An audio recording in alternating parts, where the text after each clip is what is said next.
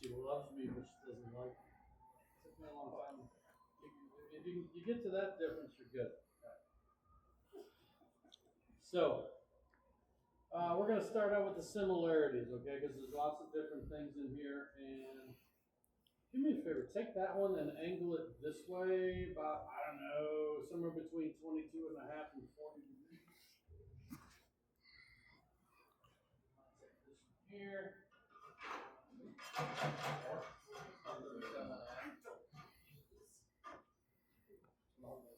That might be a problem with live. Did you really just say that out loud? He did.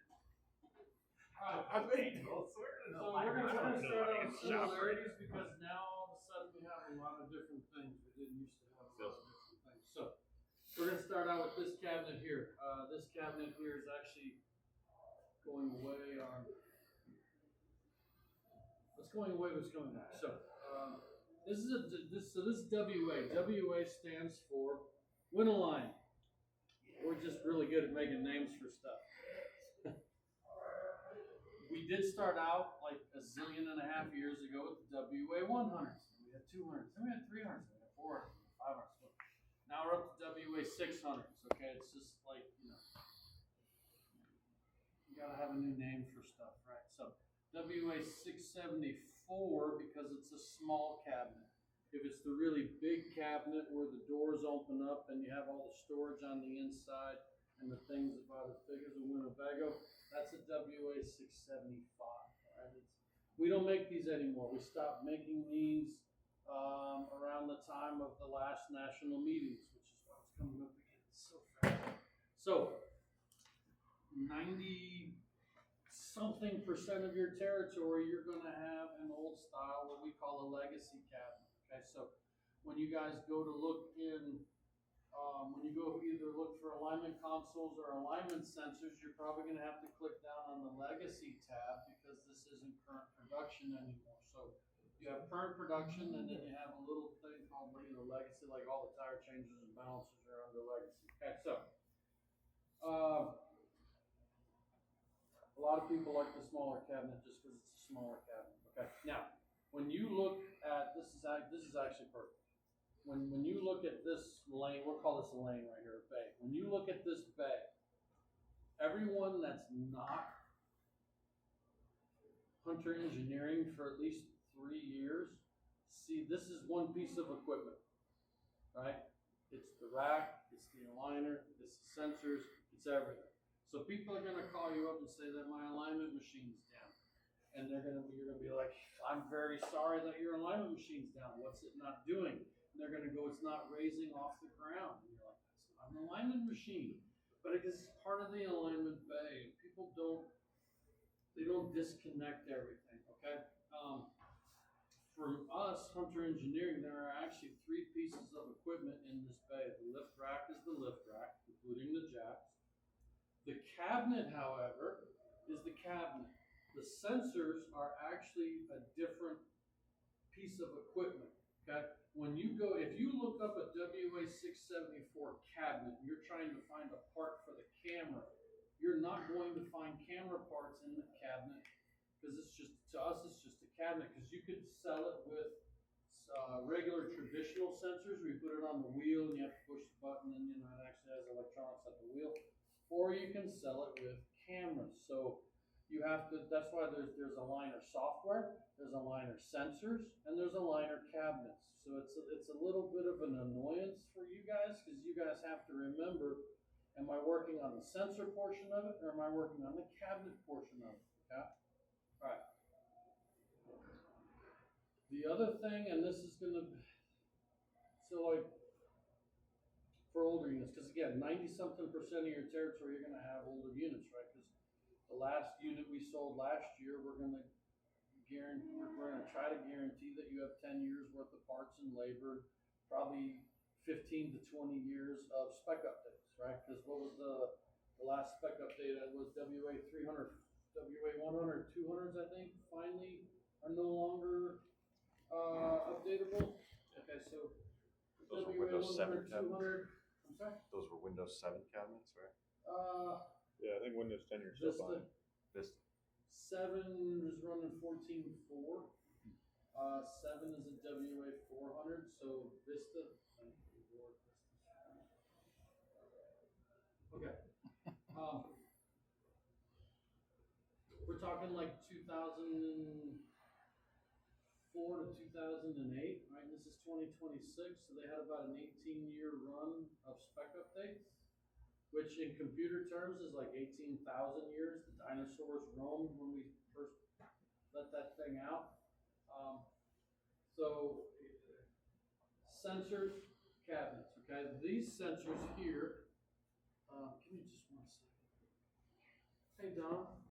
Sure, I actually had lunch for you guys. Now, Tuesday and Wednesday, we have a buffet, so. Sweet. All right. This is called a CM unit. CM stands for cabinet mount, okay, or center mount. Okay. Older CMs, we would call them cabinet mounts because older CMs, the actual tube actually bolted onto the side of the cabinet. So it doesn't matter if they bolt to the side of the cabinet or the middle of the cabinet, it's still a CM, okay, cabinet mount. Okay. WM stands for wall mount, right? FM stands for floor mount, all right? So ML is a manual lift, okay? And then we have like, there's an EL, which is electric, there's a PL, which is pneumatic, and it only had 2 spots. There's various flavors and stuff like that. How many PLs did you guys make? I've never seen one of those. In my whole entire territory, I had 1. So it was at a Chevrolet store. And it actually had an air shock hooked up to the top half of it. So the bottom half was bolted to the floor. There was a little toggle switch that stuck out the side, and you could either have it in like the lower configuration or the upper configuration. And it moved about, I don't know, 18 or 24 inches, but it was either up or down because it was pneumatic. Right, I was gonna say I don't feel like it'd be very finesse. You know. If you were if Jared worked on it before you, he'd have it in the lower spot, right? And then Connor comes up, he flips up to the upper spot. It helped for a different, stereotypical graphic portion of. By the way, I like the sides. You get the All right. I just noticed it. So you have to be careful on the older units, okay? There's just a lot of different things, okay?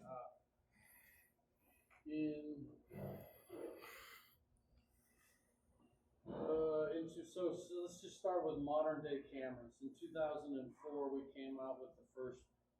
We didn't even call them Hawkeyes back then. We just called them DSP 600s. But they had to be bolted to the floor because we didn't understand how to do a cabinet mounted thing. And then around 2008, 2010, we had cabinet mounted stuff, but you still had there was like pins. And you would take the sides and you would drop these anchor pins in the hole. You would actually drill holes into the ground and then you put plates around the holes to help guide it because you could drop the pins and it was sort of like you're at the car wash and you're off a little bit, it sort of moves you over so you can drive through the car wash. Because we still couldn't figure out how to do like actual like live readings where you could just throw it in front of the rack and everything's fine. And then somewhere around 2010, 2012, we actually came up with amazing technology that allows us to have a completely mobile unit where you don't have to pin it. You don't even have to make sure it's in the center of the bay. You don't even have to make sure it's like pointing in the center of the bay. It just has to be ish and everything else. Okay, so just a lot of different stuff, right? So legacy stuff. Okay. Again, I don't have when we do the Hall of Fame, there's big the big they call them puffy doors, the big 675. We'll do that in a minute. If you notice, it's got wheels, it's got targets, it has 4 cameras, 2 on this side, 2 on that side. Okay. I think finally the patent has finally lapsed on our 4 camera system because I'm starting to finally see after from 2004 to 2026, after about 22 years, I'm starting to finally see other people that have 4 cameras on their systems. we've had that patent for many years. So if you know, like John Bean only has one per side, like Vice Barth, Hella Goodman, all that other stuff, they're only allowed to have one camera per side because we're really good at writing patents. So, so here's a thing for you, and you'll never not see this ever again. But when you look at our art drawings on the pictures on the wall, it's going to show you that the top camera is taking a picture of the rear target, and the bottom camera is taking a picture of the front target. Is that true or false? And in reality, False. it is false, right? The top camera is actually taking a picture of the front targets, and the bottom camera is actually taking a picture of the rears. But if I put this for the general public to understand, they're not going to understand that the beams cross each other. Because if it's one thing you learn from Ghostbusters is you don't cross the streams. So, however, to make the artwork easier to show that we have a camera per corner of the car, they just draw the cameras out so that it's not confusing to the general public. It's the general public. So, 4 cameras. Okay. We've had 4 cameras. Even before, when we came out in 1999 with DSP 400s, it was still 4 cameras. Anyway. Okay. Starting last year at around national meeting time, we came out with what is called the Winaline X. The X stood for expandable, right? So it's almost like X-Force or Space Force. Some people, if you can find somebody who's still really enthused of the Winaline X, It says expandable. expandable, yeah. That's again, we are horrific at naming the things, right? It's just like you just want to stick your head in the sand and say that it's a So first thing we're going to notice, we still have a cabinet. We still have a CM or a cabinet-mounted sensors. We still have 4 cameras. Okay, we still have TV targets. We still have the hooks, right? Not this. The cabinets changed, but the basic overall generalityness of this is the same. Okay. How the cameras talk to the computer is the same. Again, it might look a little different, but all of that, and we'll get into that in a minute. How things work is the same, right? The sheet metal might be a little different, but that's fine. Okay, so if everyone takes a really good look at this cabinet right here, we're gonna move our attention over to the black unit over here. So the reason it's called the expandable is because if you eagle-eyed viewers notice, Expandable to offset ADAS. this is the exact same cabinet, right? So what's going to happen is you're going to take everything off the back of the cabinet, you're going to throw most of it away, or you're going to make your scrap salvaged metal guy very happy because he's going to have lots of raw steel that it used to be like 4 cents a pound. Is it still really cheap? I mean, at one point it was like 11 cents a pound. You were making money, but then it dropped. China dumped in a lot of steel and it's down to 4. So what we do is you get the monitor cabinet on the expandable side of it, and then if like you want to go into ADAS, but you don't know what it is, and you don't know if you really want to get into it, so you buy this, and at least it's expandable into this. So that in 3 years from now you want to do this, you can do this. Okay. The tube is the same, the cameras are the same, so all you're going to do is take that tube off the expandable, put it over here, you're going to add the gimbals, we're going to send you this big old wonderful lovely piece of steel, we're going to give you the carriages and stuff like that, and then you can turn it into an ultimate ADAS. Okay, so again, it still has 4 cameras, right? So these are still Hawkeye Elite cameras. No difference between these cameras, those cameras, and those cameras. Okay. The way they talk to the computer is the same. We still have something called a USB box. We'll talk about USB boxes in a little bit. We still have Hewlett Packard PCs, right? So it's all right. Winaline is basically Win stands for Windows. Align stands for alignment. Windows aligner. Okay. If you notice too, all of our competitors, they don't use Windows. We use Windows. We're the only people that use Windows. Everyone else uses either Linux or they have their home baked. Now, maybe by now they started to use Windows, but again, we had a contract with Mr. Gates back when he wasn't trying to terrorize the world and make everyone eat bugs.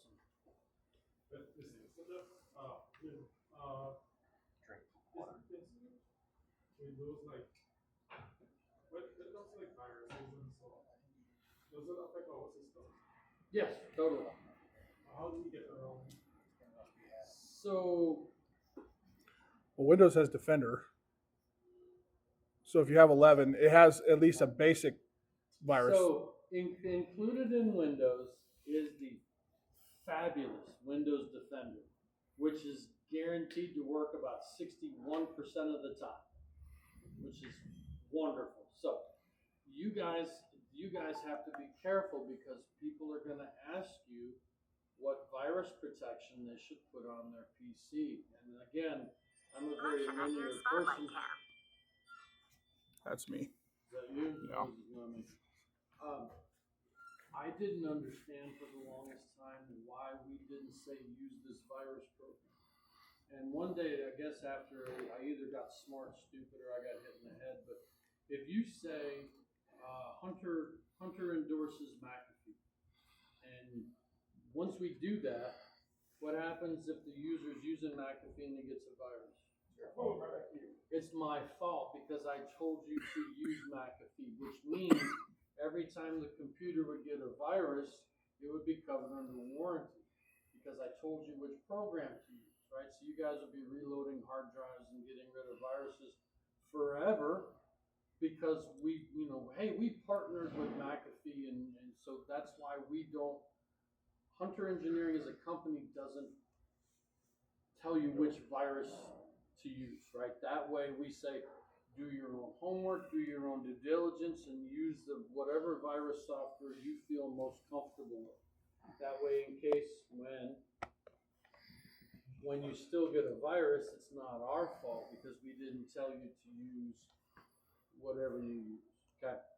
Personally, I use an antivirus company called ESET, E-S-E-T. It's ESET Nod 32. I've had fantastic luck with it. It's on my mom's computer, my dad's computers, my in-laws' computers, my daughter's computers. It's on everything I own. It's about $50 a year, and they do a fantastic job at keeping me safe. Now, my mom, however, you know how moms are, where it says click here. Well, my mom still falls for that. If you click on the button that says click here, you are going to get a virus because you basically said, let me hug this big virus, right? It's like going up to Steve and just giving him a hug, right? Whatever Steve's going to give you, it's because you hugged Steve. Right? So if you can not hit click here, that's not a Hunter endorsement. Again, that's my personal endorsement. When I was out in the field, I couldn't tell people that, right? Because if I told them, hey, I use ESET and I haven't had a virus, and they used it and they got a virus, it would still be on. So, Even if you told them this will not cover you whatsoever, however, through Hunter, just no, as much as I wanted to, I had to painstakingly tell them just to do their own due diligence and choose a virus program that they were comfortable with. got it. Again, otherwise it would have, You're liable. You told me to buy ESET Nod 32. Right. You said it would never. You hadn't had a virus in 14 years. Well, I haven't. My mom's had several. She keeps clicking here. I love my mom. Except when she clicks here. Anyway. Yeah. Anyway, so we still have cameras. We still have a computer. We still talk the same way. Okay, so it's different. Now, back to the Win-A-Line X. Once we get to Win-A-Line X, when you look up a Win-A-Line X in the parts drawing, the Win-A-Line X comes as an assembly. You don't have to find Hawkeye Elites and Win-A-Line X. Now it's all just one big PDF. When you get to an Ultimate ADAS, everything is one giant PDF. So if you're looking for sensors, if you're looking for gimbals, if you're looking for carriages, if you're looking for a hook.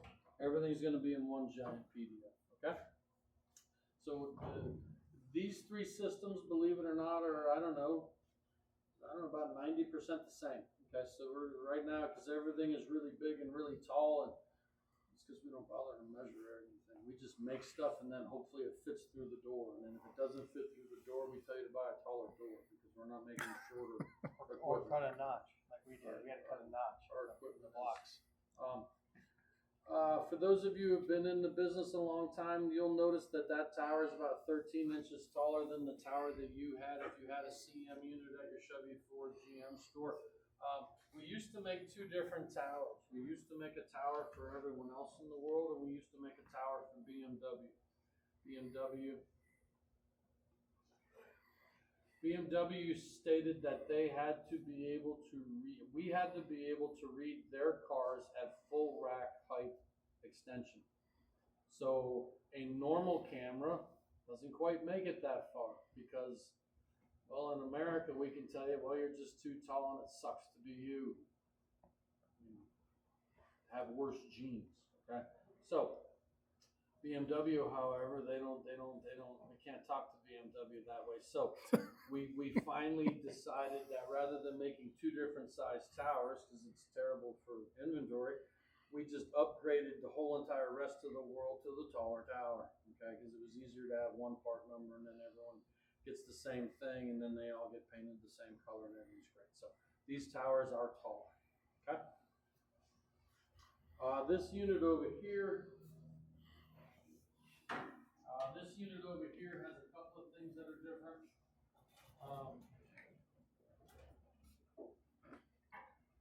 First off, if you notice, this one here is missing a drawer. Okay. This also only has one camera per side. Okay. This unit here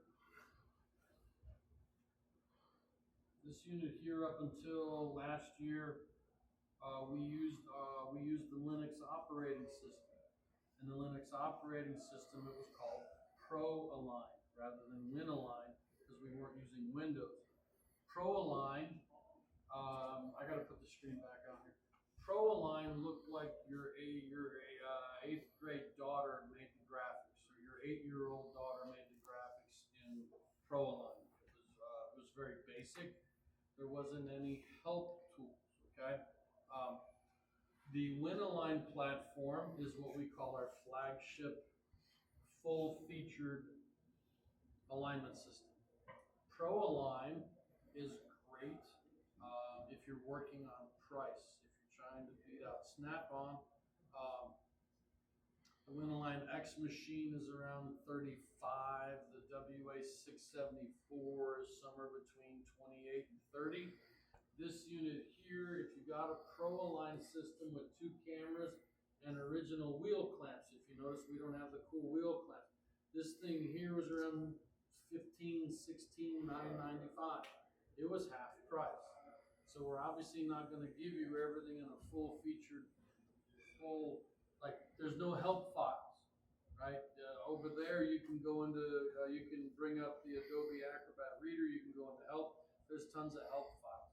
There's tons of other things you can measure. You can measure like body offset, you can measure track width, you can do a suspension body audit.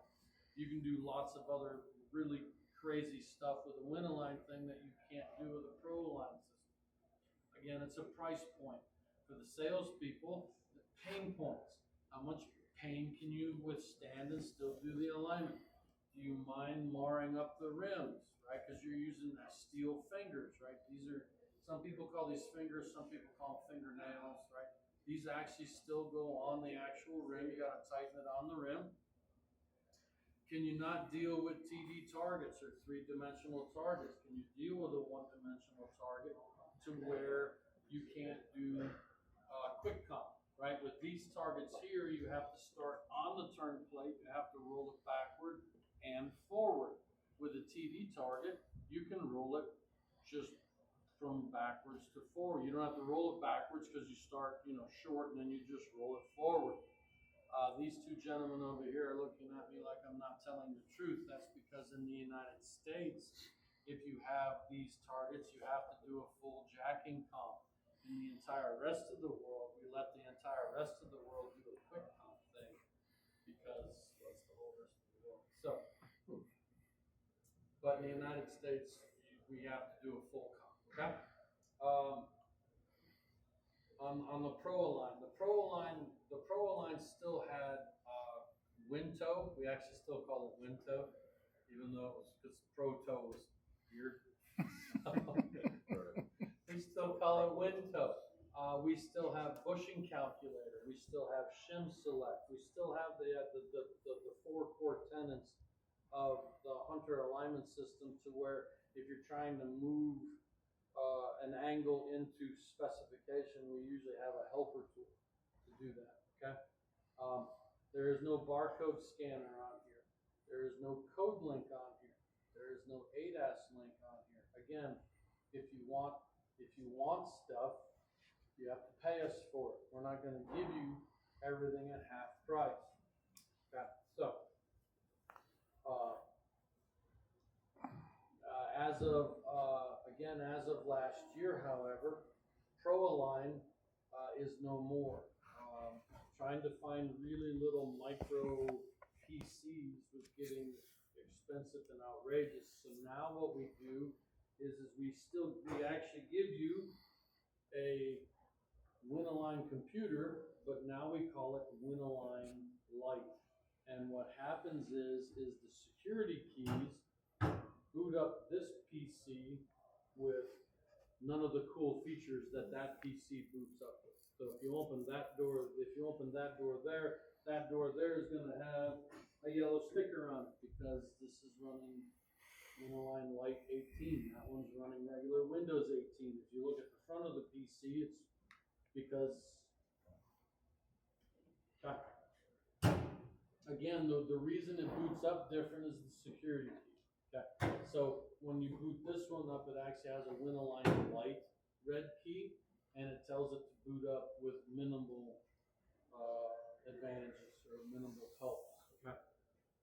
We don't discount or degrade the accuracy, right? So I learned many years ago in front of Larry Watson, North America Vice President. Never ever question Hunter's accuracy. Learned that. I was in a meeting, it was great. We were at the round table in the executive conference center. It's good times. I was just happy to have a job the next day. So, Hunter's accuracy is still like second to none. You are buying something at half price, but we don't give you half price accuracy. We give you full price accuracy. You have to measure it the old fashioned way. Like these wheel clamps. These wheel clamps here, we stopped using these wheel clamps back in like 2012, but because it's half price, we're still using for the. So are these newer clamps not work with that system? Domestically, no. Okay. In the lovely islands, yes. But the lovely islands are also considered international. Right. And international, they play by a slightly different set of rules. International, domestically, we hold about a 94 to 96% marketplace share, right? That's why we don't advertise. That's why we don't do things for free. That's why we're not in the NHRA, NASCAR, F1. Other people give them the stuff just because if they give them the equipment, they'll use the equipment. They have to give the equipment for them for free, right? So domestically, we have a very high percentage in the U.S. and Canada. The entire rest of the world, however, there's lots of import stuff, right? They can get stuff from Malaysia, they can get stuff from Turkey, they can get stuff from Russia, China. That's China. Let's say that right? So, because of that, we have to come up with price points that make us a lot more competitive, right? If you try to sell this, if you try to sell that in Uzbekistan, it's going to be very hard to sell that, right? Because They actually make, like our competitors actually make a balancer where they give you the top of the balancer, but they don't give you the base. They give you two pieces of cardboard to make the form. You pour the concrete in the form and then you put the top on the base, and the base is literally just concrete. So it's very hard to be very competitive when people are telling you to make your own base, and people will do that because it saves them money. So it's crazy, but that's, like, I'm saying it's crazy, but in other countries they're like, yeah, we can pour concrete in the form and I'll put the top on it, it'll be fine, right? It's just interesting. Okay. Again, this is now called Winalign Lite. If I haven't sent you an email, it should be an Excel spreadsheet, and it should say ProAlign versus Winalign Lite versus Winalign. If I haven't sent you that email yet, please keep reminding me that I haven't sent you that email until I send you that email. I'm pretty sure I sent Neil that email. Or I sent it to Eduardo. Pretty sure you got it. So now I have to make sure the rest of you guys get it. Okay? Again, there's a USB box in the back. Everything works the same as far as how it works. Okay? It's just different levels of stuff. All right. That one doesn't stick out. That one's in the corner. This one doesn't stick out. I'm just gonna use, I don't know. Let's turn that one around so that we can see some stuff real quick while we're talking just generalities here. And then we're gonna go take a walk down the Hall of Fame. In the hallway, we'll talk about older aligners, and we'll come back. All right. He still said we put this on wrong. Hey, Mitch. All right.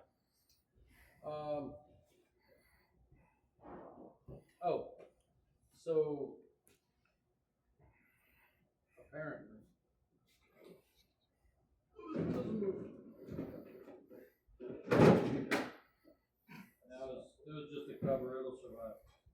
So apparently, when we put ours on, somehow when Alan Haggerty came over and pulled it all the way down, this was hanging down too low on both units. Now I don't know how we did that because we spent 35 minutes on the first unit to make it work, and I don't know how.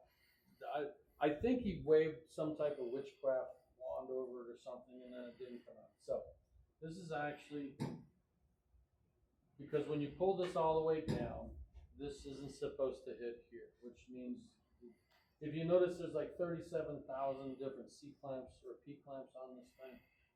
This one's actually done right. Okay. I'm going to spend an inordinate amount of time on this because it's silly, but I have to. Okay. All right. If you don't get this right, and for those of the people out there that have been on an install, some of the people that you work with tell you to take this and throw this in the trash, because this is about a 2-pound or a 3-pound weight on the bottom side of this, and there's a pulley. Okay, super simple, it's just a piece of lead and a pulley. Okay, I know it causes cancer in California. Where's my California? It causes cancer in California. What doesn't? The sticker that you put on that says causes cancer causes cancer. 100%. Put a second sticker to remind you that the first sticker causes cancer. There's a little third sticker on that little sticker. Okay, all right. Prop 65. You know it. The weight in here, if you notice, because the weight in here doesn't touch anything, the weight is actually adding ballast to my camera tube. Okay, so for those of you guys that have been on an install, especially you guys are supposed to be on installs all last week. For those of you that went on an install, most people there are some people that say that because this is a wheel and a weight, that this cable flexes a lot and it breaks the inside of the cable. In my story, 10-year, amazing career, I think I had 2 cables where I thought that there was a problem with a broken wire on the inside.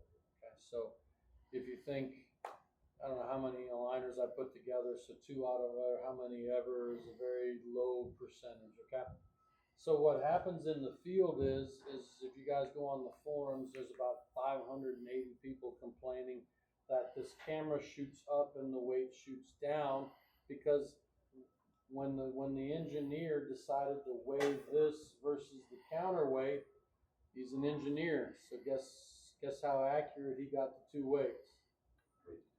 Engineering precise, right? So when you leave off 2.5 to 3 pounds of weight, this shoots up. So you're gonna, on the forums, the only thing people know how to do is they take old wheel weights and they wrap them. At least they know to wrap them up in plastic because they don't want to touch the sensitive electronics with lead weights because you know, sparky purple smoke and then nothing works anymore. So people are throwing in all sorts of counterweights, countermeasures, counter whatevers just to make this heavier. Yeah.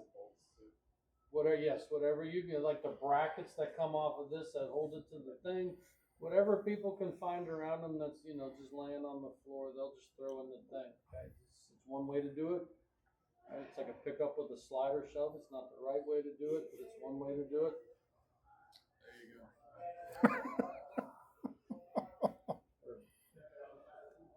Again, it's only because there's a weight in here, right? If the people who were looking for weights would just realize there was a weight in here and they took the cover off and they took the weight and they put the weight, it would be one centered weight, and then they wouldn't have to look for bolts, nuts, scraps of wood, and you know, whatever. But there's such a visceral hatred out there in the world for this. We call it the man purse because they're holding the man purse. They don't even realize that they could reuse the actual weight from the actual man purse. When you hate something that much, you don't even want to touch it because it'll give you cooties or whatever. I'm not really sure, but I could just take the weight out of it. Okay. We have a very special cable. This is called the USB plus super cable. Okay, which if you notice it looks like a USB cable. That's because it's a USB cable. USB is funny. USB only goes for so long before the signal starts to degrade. So we can't go over like 13 or 14 feet. Because by the time you get to 15 feet, the signal's not usable anymore. Okay. The other 3 pins over here, there are 3 pins on the bottom. The pin in the middle is negative, and the pins on the either side of it are positive. One is 5 volts and one is 12 volts. Okay. The 5 volts is because I have green boards up here, so I always have to have 5 volts for logic. The 12 volts actually powers up the rest of the camera, powers up the emitter, lets it all flash and all that other good stuff. That's why it's called the USB plus super cable. Okay. This lovely unit here is on revision Q or R, which means if you want to count that out on your fingers and toes, we've had about 22 revisions of this super cable. So if you don't have a Q or an R super cable, we should have a Q or an R super cable. M used to be the magic letter, and now they whatever we keep changing, but every time we change it, we'll change the actual letter sticker on the cable. Okay? Inside this box here, someone give me a Phillips screwdriver right there real quick, because I can do this while we're running. Jesse. Oh, you had it. Yeah. You had I it. got the flashlight, the knife, and the He screwdriver. was like, fucking waiting 2 hours. So when I go to a trade show, I have an 8-inch adjustable. I have a mini Phillips. I have a 5/16 and I have a 5/32 and a 3/16 T Allen handle wrench, and that's all I walk around with all day. You'd be amazed at what you can fix or build with those 4 tools. And a razor blade. Yeah. All right, I'm going to take this apart just real quick because we're going to talk about this inside here. And you guys will see these whether or not you want to take one of these apart. Hopefully we'll get to take one apart. Maybe on Wednesday when we're upstairs doing networking. We got to do networking and Hunternet 2 on Wednesday. Have you ever seen those Phillips head screwdrivers? You just push that. You guys have to Spin. start.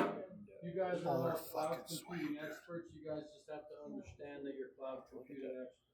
It's like a twisted cable. You guys are not cloud It's like computing it's like a gear. So you push, goes, and If you spins it notice, off for you. Just push it's and a spring circuit loaded. board.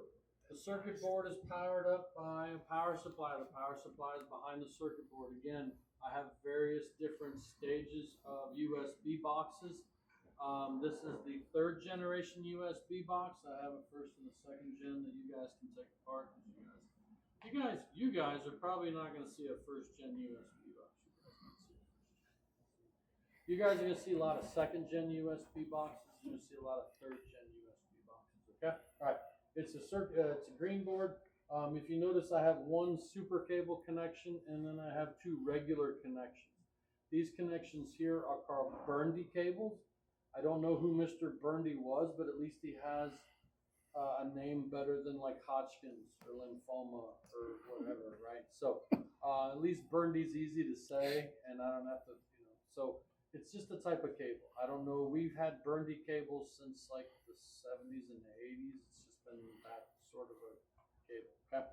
The little silver clip here. When someone trips over the cord, they're going to take this little silver clip and rip it out. Behind this key right here, there is a spring. When you lose the little silver cable, the spring is going to auto eject the cable out of it at the worst possible moment, and you're going to lose sensor communication. You can plug it back up. You can try to take the spring out. As long as you don't touch the 2 positives together, you'll be all right. If you do touch the 2 positives together, once again, magic smoke comes out, and then $500 later, you have a new board.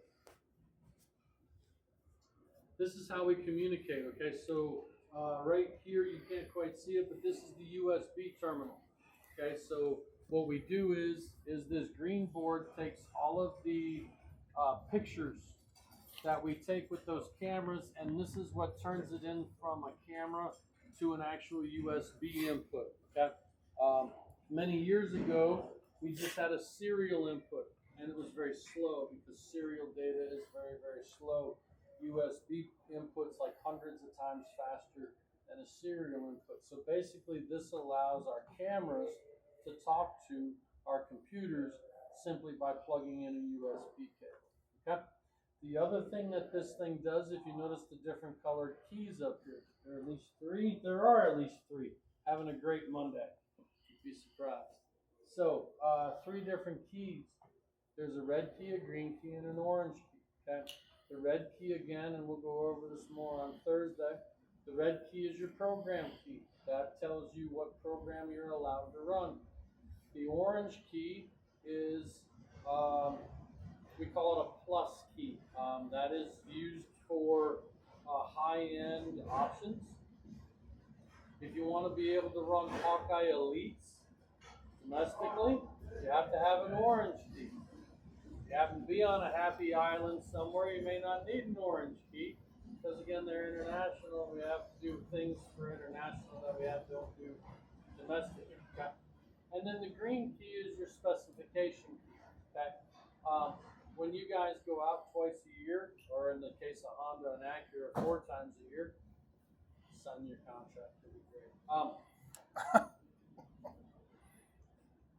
You're not changing the program. A lot of people have a tough time understanding that there is a program, and inside the program there is a specification folder.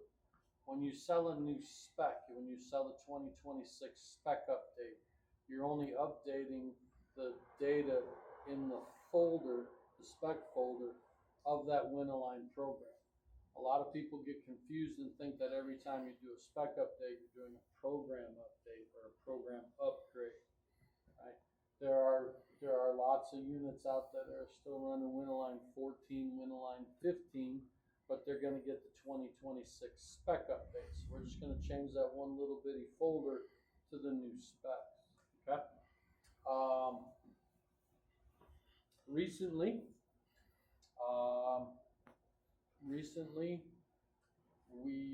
the software people have decided to make your lives miserable, because basically it was people like me. I never used to update my user's version of Winalign. If he was on Winalign 14,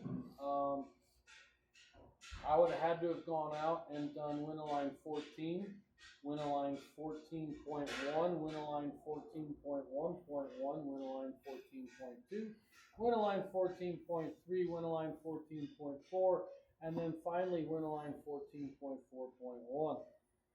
Is that 7? Did I get to 7? I think I counted 7. Right, because, and this is on me, your customers, just like my customers, when they have a red key, they are owed any and all versions of that version of software because they paid for a 14 key or a 16 key or an 18 key. Okay? However, most people, you know, the old adage, you leave a sleeping dog lie because you don't want to get bit. So I was wonderfully, terribly on purposeful not updating my customers because they were happy, right? And then sometimes we'll do something really silly, like we'll change the screen. And then the customer doesn't like it because the screen doesn't look like the screen anymore, right? And they really like that one. That's the one screen that's always the one screen they really like. And now that screen doesn't look the same. And then now you're the bad guy, right?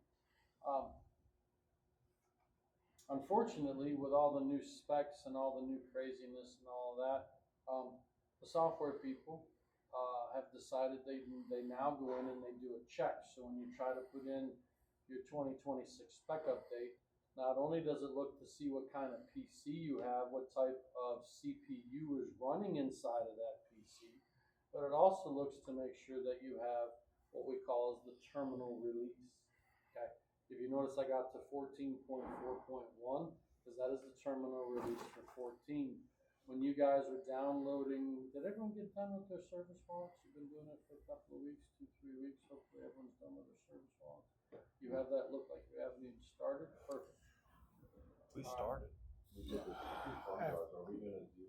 All I've done is the 2 thumb drives. Yeah, I think So at some point, yes, I'm going to ask you guys to update these. So we're going to actually do a spec update, and we're actually going to do a version update. Okay. Even though this has got 18, we'll probably just put 18 over it, just so that you guys actually get some practice here before you go out into your, territories and mess it up. If you want to mess it up in the territory, that's great, but at least we'll have done it once here, and then you can't call me. Well, I didn't do it twice. So we're going to do it twice. Anyway. By the way, Tuesday, Wednesday. Wait, Wednesday the show started. Monday of last week, so today's a week. Supposedly, I haven't gone out to the service wall yet, but the 2026 2026.3 for ADAS only is out on the service wall. We had a car, it was a Toyota XB, and we only had 2026.0.2 specs, and we couldn't do any of the surround sound stuff. They called up a gentleman here, he walked into Power Bay, and in Power Bay they had the 2026.0.3 specs in it, and instead of only being able to do 4 recalibrations, he could do 8 recalibrations. So on stage, 2 days before the show, we're putting in specs, and as soon as we upgraded the Ultimate ADAS on the show floor, we went from being able to do 4 recalibrations to 8 recalibrations. Okay. You guys don't know this yet, but regular spec updates are at the top. Ultimate ADAS spec updates are all the way at the bottom because we don't want you guys putting February and August updates in regular aligners. We just want you to put November and May in regular aligners and quick check drives. Honda, however, as part of their agreement with us, Honda gets 4 updates a year. So it's November, February, May, and August. Okay.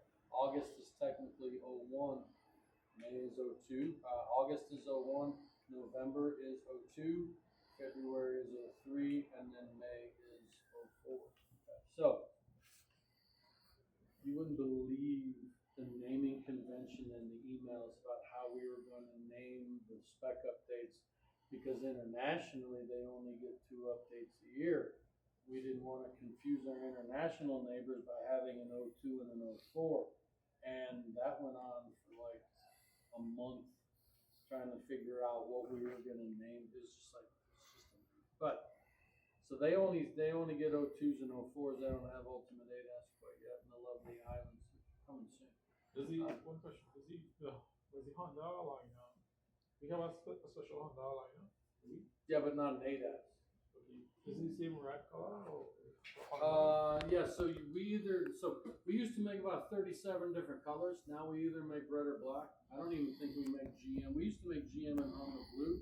Pretty sure we only make red and black. No, Volkswagen is gray. And there's actually a gray one over there somewhere. Volkswagen is gray still. Volkswagen will always be gray. BMW is great too. Sure. The one I saw was. yeah. We don't make white ones anymore. BMW used to be white.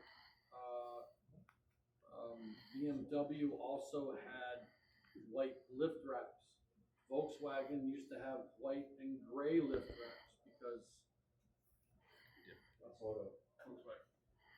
So with that, like, because they get tire marks, it is a white lip wrap. That just means it's old. Yes, and you would get very dirty, and you would get, tire marks on it. But when it's just what they did. A zillion years ago, you used to be able to get Land Rover. Land Rover used to have yellow lift wraps. They used to have forest green equipment. Honestly, forest green, a balancer in forest green. I look like that meme, right? Right. Forest green balancer was just something to behold. Now they just get black. Yeah. If you find a forest green one, that's a spanking balancer. Subaru used to have their own version of blue. We used to have 3 different versions of blue. We had Subaru, Honda, and GM. And when you're trying to do powder coating, it takes a long time, right? Because you have to bleed the lines, blow them out, put it in, paint it, bleed the lines, blow them out, put the red or the black back in. So now we just do red. We do red, black, or gray because Volkswagen. Okay. Anyway, boards, keys. Okay. This is how we turn our technology into something that a Windows computer can deal with. Okay. USB boxes. The Ultimate ADAS has a USB box. The Pro line thing has a USB box. And once again, this is just to transcend any and all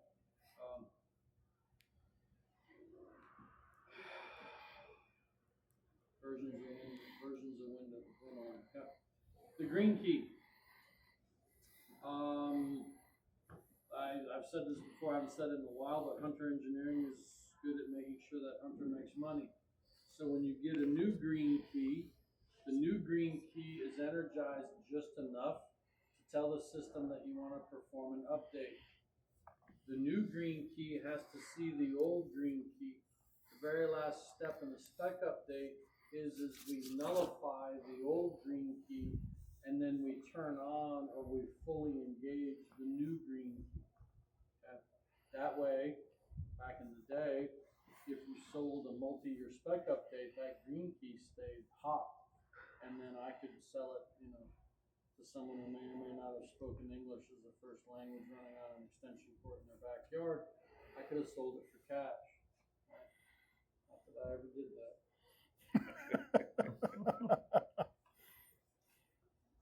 But more nefarious people, scrupulous people, right? They're unscrupulous people. So what we do, and this, don't laugh when I say this, but we now offer a rebate program. Most people save up their keys all year, and then if you send your keys back, we will give you $1 a key, because these keys are getting hard to find. But A whole $1? I know, right? I got you $1. It is just. You almost had it. Almost. Gotta be quicker than that. Yeah, I got you $1. that was one of them. One of them, right? The old I got fisherman. you $1. So if you do 40 or 45 spec updates in a year, though, and you save all the keys and you send all the keys back, once, you get $40 or $45. Okay. Because this technology is like 25 years old, and trying to find people who make those keys for us anymore is actually getting more difficult. Now, would you like to know something even worse? Sure. It's not a real dollar. It's a credit. It's like an Amazon. Credit, yeah. It's a credit on your e-credit. You'll get a $40 credit on your e-credit website that you can use that to pay down a bill. Woo. So it's like a company dollar. Right? It's not really a dollar, like a company Store dollar. credit. Yeah, that's it. Hunter bucks. Old cash. Yeah. Kohl's cash. My mom will walk around the store for 3 hours trying to find something for $8. Yeah. She does not want that $8 to go to waste. She spends more time at Kohl's. And then she calls off for us. Just don't buy it. Anyway, so USB boxes. Okay. Theoretically, this box has a name. This box here is called a UHIB, UHIB, Universal Hunter Interface Box. When we get to quick check drives, we use a different type of box. We use a ULIB, Universal Lane Interface Box. Okay, so it does different things. A ULIB doesn't have connectors. A ULIB only has Cat5 plugins. A UHIB has Burndy cables and doesn't have Cat5 plugins. Okay, you guys aren't going to call them that when you call the lab, and if you use that terminology, they're not going to have any idea what you're talking about. Right, you're just going to say you have a USB box. You're going to say, hey, I'm on an inspection lane and my USB box isn't doing something. You're going to be like, hey, I'm on a Winaline computer and my USB box isn't doing something. Technically, they do have different names, but again, unless you're like super nerdy, anyway, this is the USB box. All right, so How backwards compatible are the USB boxes? so this USB box came out with Winaline 14. So in 2014, we started out with this USB box. Okay. Some of our USB boxes will only have one plug-in because, believe it or not, the manufacturer of this piece of plastic, it's once again, this is like 25-year-old plastic, and it's getting hard to find people to make this plastic for us. So you may have a blanking cover because this piece here still has 3 holes, and sometimes we'll put a blanking cover over one of these, because we want to give you one of each, because unless you have sensors and electronic turn plates, you don't need both of these plugins. Okay. The other thing is if your salesman is worth his weight in salt, when he sells a rear remote indicator, he's going to sell it wireless and not wired. If it's a wired remote, you're going to need a cable plug-in. If it's a wireless remote, Who cares? doesn't need a cable plug-in. Right. Unless you want to update the firmware. Plug in. Okay, so sometimes you have 3 plugs, sometimes you only have 2. Okay, But still technically backwards compatible, clear 14. all the way to 14. Okay. So basically, Ohio guy over there, he's probably still running Winaline 8 somewhere on Winaline 12 cannot use this USB box. Winaline 14. So again, that's 12 years ago at this point, right? Because we're in 2026. So for you guys that are going to be out in the rural areas, you will probably still have people running Winaline 10, 11, 12. We just fixed one last week on Tuesday, Winaline 12. Yeah. It was a floor mount. The USB box was bad. He had a spare one. He just swapped it out. Big black one. Yeah. Yates always said this is it. Yeah. Yeah. This is about 1.5 times taller than that. Mm-hmm. A little bit thicker. Yeah. Okay. Right. Again, all I'm trying to do is everything's a lot of the same, right? We don't purposely try to reinvent the wheel every 3 years, because it's one of those things where it's working, and we don't want to create harder things if we don't have to, right? If technology causes us to create harder things, then that's fine. Okay. All right. We're gonna go to the Walking Hall of Fame. After then, we'll get some pieces parts. We'll talk about pieces parts, but let's take a trip down memory lane. We're going to follow Dave there and his awesomeness. David and his awesomeness. Triple D, David's domain, and I forget the other piece. devilishly handsome. You guys going down to AC? No, we're gonna take a look. Jake wanted to know when he would sell a program upgrade. Okay. We do some interesting, sneaky things with Windows. When we give you a version of Windows, it is not a full-featured version of Windows. Our version of Windows only pairs with certain motherboards. That's why I don't know if you guys have been there yet, but there is something called a motherboard ordering guide. Right, so that when you order in a motherboard, we have to know what version of Winterline you're running, what version of specs you're running. And a third question that escapes me right now because it's Monday morning, but certain motherboards are only good for certain versions of Winterline. So if you're running 14.4, let's just say it takes this motherboard. If you're running Winterline 16, it takes this motherboard. And if you try to put Winterline 16 on a Winterline 14 motherboard, the motherboard doesn't have the right drivers.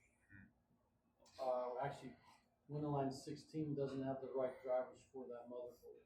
Or conversely, if you're trying to put Winterline 14 on a newer computer, on a newer motherboard, Winterline 14 won't have the chipset drivers or the USB drivers to make that motherboard work. So we sort of pair versions of Winterline and motherboards together. Okay.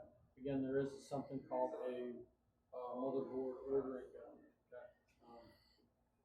Be very careful with that. Okay, because again, Hunter Engineering is in the business of making and selling equipment. We don't want to keep.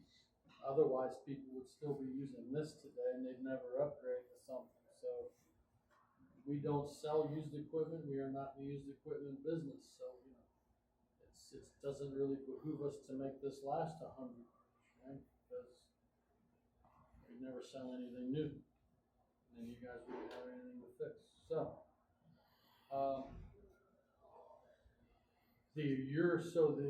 the second part of your question is Winterline 14.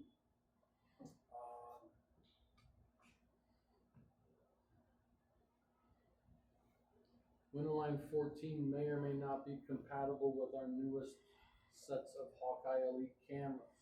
Now they're called Hawkeye Elite cameras, but there's like 3 different generations of Hawkeye Elite cameras. So you actually have to look up the Hawkeye Elite camera by their part number. And certain versions of Winterline are good with this part number Hawkeye Elite camera, but not this part number of Hawkeye Elite camera. So you can get into trouble real fast. You could think, hey, I'm just going to sell this guy a new version of Winterline so it has a little more features in it, but then all of a sudden it's not compatible with the computer, it's not compatible with the sensors. You've just spent, $1,000 of your money ordering in a key. Once you cut the bag open, it is non-returnable. So be very careful when you open the bag because you may own it. Yeah. But again, we do that on purpose. We sort of package things together. Okay. So you want to stay in your You want to stay in your lane. 14, 15, just don't. Right. Okay, outside that, you're looking at a PC plus obviously your key. Well, not only that, but then again, when it's so usually things are backwards compatible, right? So if you get a 16, but you're still running. So here's another thing. You have good morning.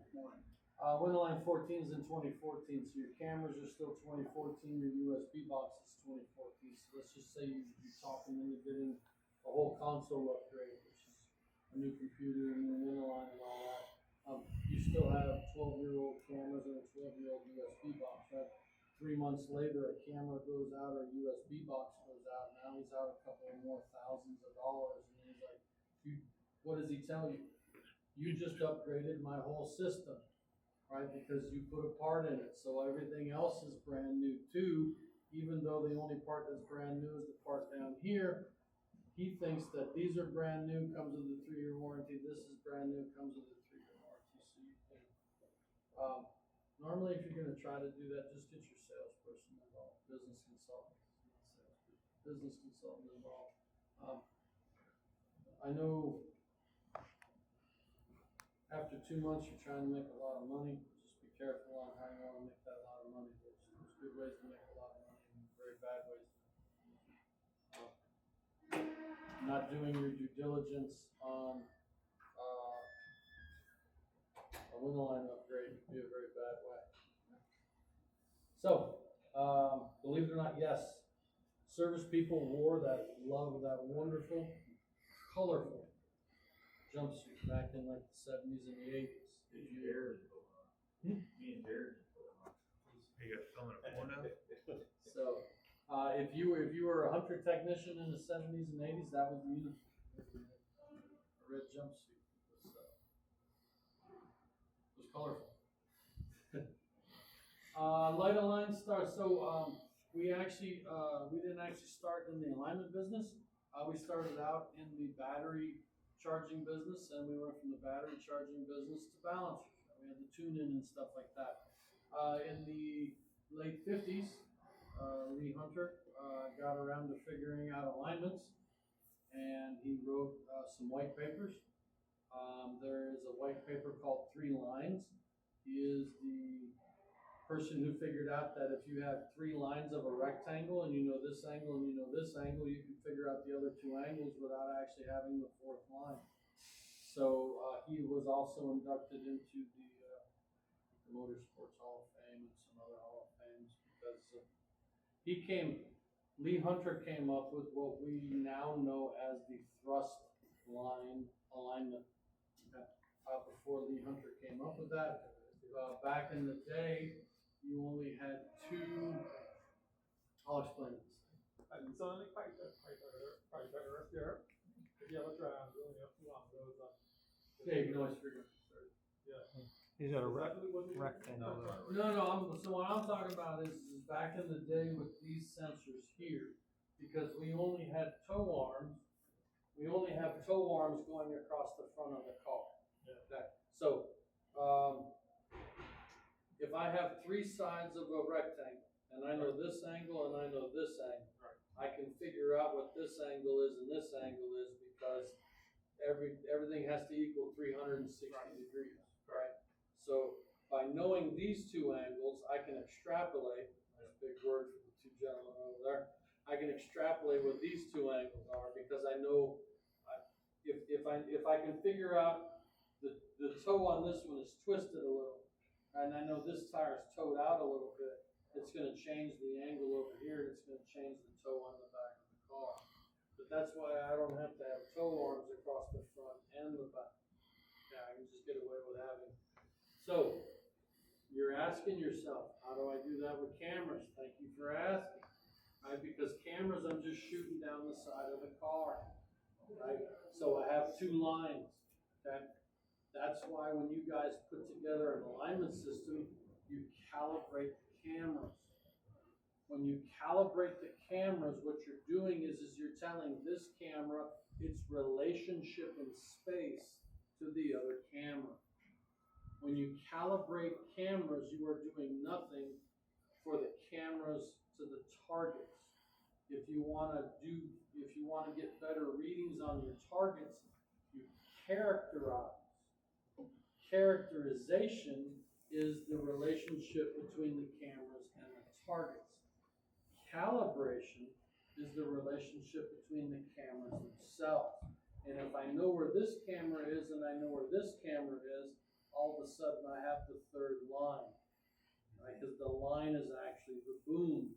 I just have to know how I'm dancing around the boom. Am I this way or this way or that way or this way? I get that 3rd line, and then I'm shooting out down each side of the car, and then I still have 3 lines.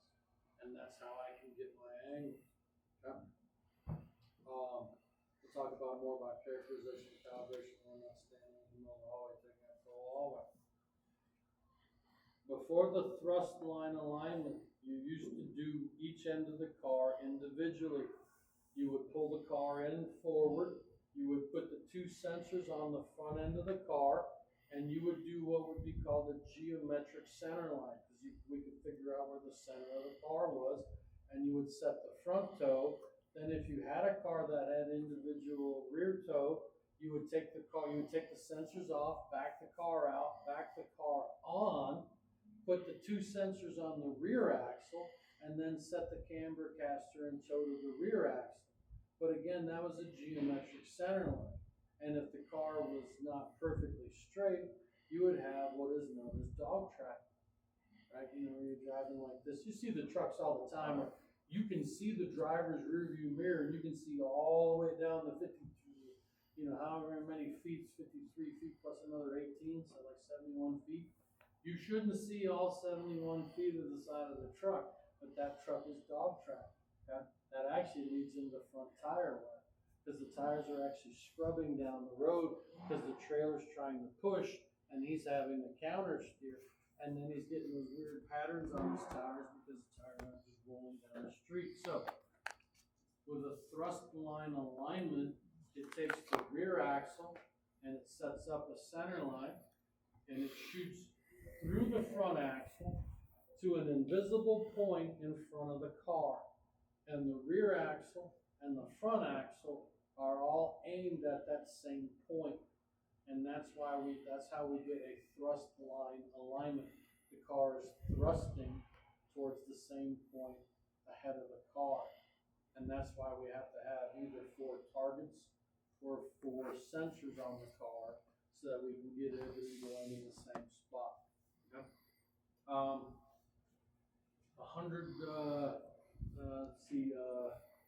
55 to 95, was that 70 years? 70 years ago, we actually used, it's called light align, because we used visible light, okay? And you can actually see right here, the visible light's actually shining. It's giving us our camber, giving us our toe. Somewhere in here, it's also giving us our caster. But if you had so you had to have a fairly dimly lit shop because that's just a 12-volt bulb. And it's literally incandescent bulb and it's just shining on a board. Okay? This board is actually a fairly small board. If you notice this guy over here is about 16 feet wide because it has to be wider than the car that you're working on. You can see he's shining over here. On the other side, he has another one of these circles that the other front tire shining into. Okay. So up here in the top, same thing, right? We basically have the same system. We got the light, it's shining forward. This sensor here actually showing a light.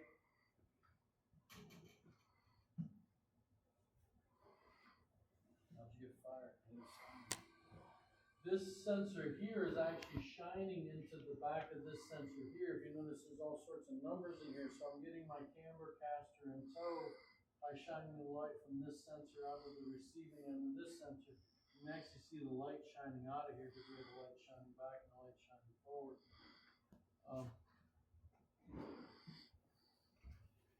Citation? Is that what we're going with? I always like to try to guess the car just by, because it's like right here and it's like what kind of car is it? A friend of mine a long time ago had the X version of the Citation where it had the V6 5-speed. He thought he had a hot rod. X11 car. An X11 car. Right? That thing was actually pretty cool. I mean, for 80 something. Yeah. Take the timing and move it 2 degrees a little bit, pop it right up, you're cruising. Lord help me, I got a race car. Anyway, I never worked on these. I didn't have a Calvar on one of these, but I had a very old shop in Carrollton, Georgia. He would buy light bulbs from me up until about 2004. No, I started in 2004.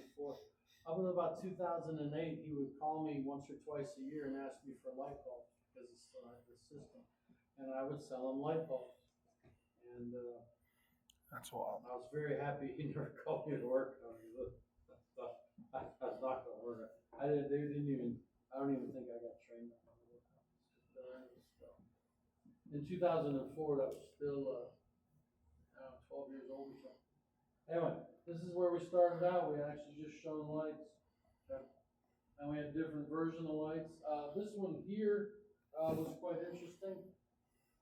The rollers here so this tire is actually spinning at speed, and the roller was hooked up to a mechanical linkage. So one of the rollers powered the tire up, the other roller would figure out the toe, because the roller would actually move a little bit left or right. And when one of the rollers moved, it actually moved the mechanical linkage. The mechanical linkage was then hooked up to a sensor, and then the sensor would tell us where everything was. This one here, so this is the F60, F70 in the pit. You had to come in, if you notice there, because everything had big chrome bumpers back in the day, the chrome bumper would hit, the big chrome bumper would hit the pad, and then the wheels would sit on here. You had a swing air jack. Nice 6-foot pit that you did. Hey, Morning. So then that was a mechanical alignment. Was that service stations or was that more manufactured? Service stations, actually. It was expensive because that included the cost of digging the pit and all that, right? So, labor was like, 5 cents an hour, and, bread was 3 cents, and everything was cheap. But, yeah, $17,000 to dig out a 6-foot pit. And it has like Original today's price, $116,000. Yeah. Oh my God. all the rest. It's all seven. Oh, yeah, it's a lot. Did you have to adjust the alignment while the wheels were turning? That would be horrific, and there'd be no, thankfully, man. Then we went into cabinet styles. We had a lot of different cabinet styles. A lot of different sensors. With a really cool look. This sort of changed everything. This was technically that was computerized. There wasn't a motherboard per se, but there was like a CPU board in there, so it made decisions. This is the very first alignment system with a screen or a monitor. This monitor, I don't know if any of you guys worked on a monitor. The monitors on a monochrome, it used to be blue. Most people remember a green monochrome monitor. This monitor here was actually blue. For the A111, first time we actually had a printer. This is thermal paper, and if anyone knows anything about thermal paper, it lasted for about a week, and then the ink faded off the thermal paper, and then you couldn't read it anymore. But we could still give you an actual printout of your alignment when you actually got your alignment done. Again, monochrome blue. That was the A111. The next one we have over here is the D111, because the D111 was the first time we had a tricolor monitor. This is where we finally, people came out with red, green, and blue. Okay, so this is where red is bad, green is good alignments came from, is the D111. The C111 had a green monochrome. The D111 actually had the 3 different colors on their monitor. The other thing that finally came out with the D111 is the K key remote, right? So first time we had a K key remote. The other thing we have is we actually have K keys, because back in the day, we needed to be able to have an input, so there were K keys, K1, K2, K3, K4. If you notice on the Winalign machine that you guys we still have the K key buttons. We still take a keyboard, we put little stickers on it. We take a $10 keyboard and turn it into a $100 keyboard with stickers on it. But we still have K keys. This one here actually has a keyboard. This one has a keyboard. For those of you nerdy people, this keyboard was an ASCII, ASCII, the real flat ribbon that went in, about 26 different pins. An ASCII keyboard. We started out same brown Oki Data Dot Turbo Matrix 184T turbo printer that we used with the tractor feed. The other thing that we came out with is a rear remote indicator. The rear remote indicator was cabled. It was on about a 28-foot cord, and then you lovingly had to put 28 feet of cord back through that hole every time you were done. But But then you could take this to the rear of the car in case you couldn't see the screen.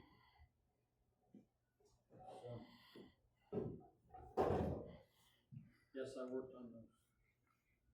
Yes, I updated those. I think that's the first one I used in high school, actually. Yeah, so the D111 came out in 83 6. or 84. The H111 came out in 87. Does that say 86 87? to 95. So the H111 came out in 87. We don't have an H111 up here. But anyway, B and C. I'm sorry? Was there? There B and was, C one, or- there was no B, there was a C, there was a D, there was no E, there was an F, there was a G, there was an H, there was no I, good morning, sir. There was a J, there was a K, there was an L.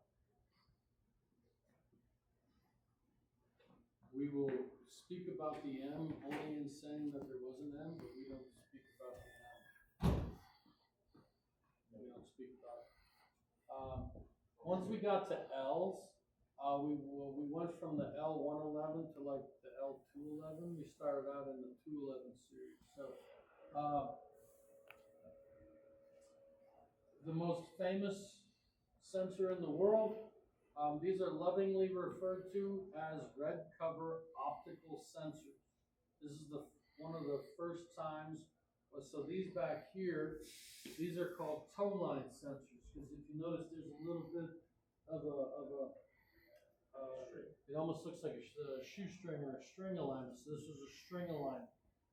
They're called toe tabs or toe lines, because you literally had to take this line and hook it between sensor and sensor, because we couldn't make light travel that far because it would get too diffused. We went to infrared.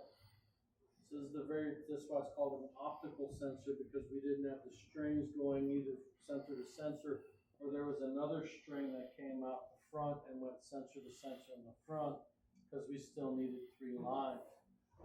If you wanted to have fun with somebody, if they weren't paying too much attention, you could take a clip-on 1 ounce weight and hang it between the front and the rear sensor, and it would pull the camber down. And then they would be adjusting stuff on that car for about an hour, and then they would get out and find that someone lovingly put a 1 ounce, put a 1 ounce thing on the line, and then you would hear it didn't matter where you were in the shop, you knew that they finally figured out. Someone hung a 1 ounce thing on this. So, red cover opticals, they started with infrared. We finally figured out infrared light, and then we could actually broadcast it not only across the front, but from front to back. Red cover opticals came out with the D111. This was a hybrid sensor. It had optical across the front, the toe lines across the back. There was a C.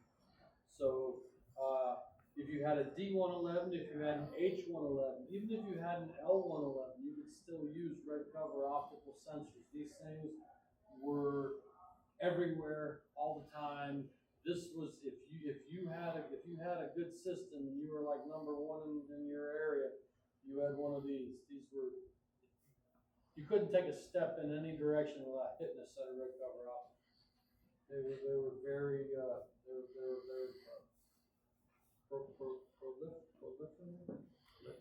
prolific. Hey.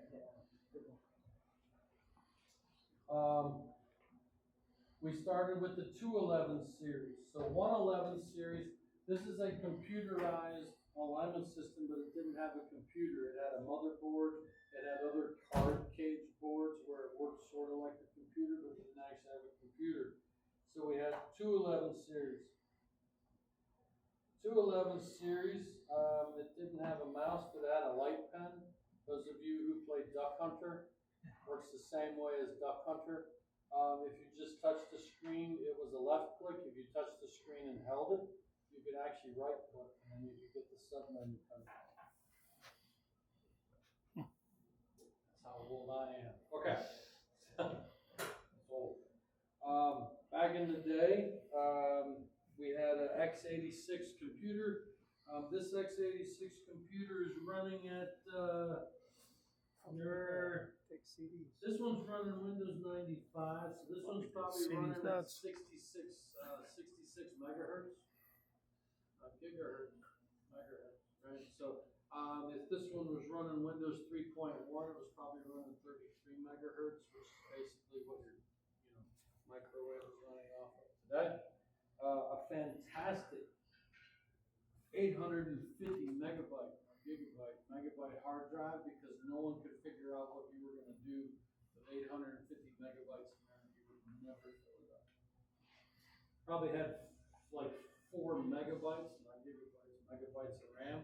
They were 4 1 megabyte sticks. Channel. Piccadilly took up like 200 megabytes. First time we actually started using Hewlett Packard printers, and to this day we still use a Hewlett Packard printer, because once an engineer finds something that works, they never deviate. So this started our Hewlett Packard days. That one there was probably like a 695C, right? Inkjet color printer. Hey, we can finally print in color. So we had the 211. We had the 211, the 411, the 611, the 811. We did not have a 711. We did not have the 911. Anyway, we decided after the 811 that the 1011 sounded dumb. So that's when we started to go with the WA series, because we had to do something. So Winoline, fully functioning, rich version of it. We didn't have something called Proline back in the day, but what we did used to have was a 311, 511. It ran our own home-based operating system. You guys went through balancer class. It had a cartridge. This had a cartridge too. If you actually took an aligner cartridge and plugged it into a balancer, which we left as an aligner because it's the same motherboard, it just had a different cartridge. Conversely, I could put that cartridge in here and it would boot up and balance because it's the same motherboard. We started with Burndy cables. We have Burndy cables. We have Burndy cables.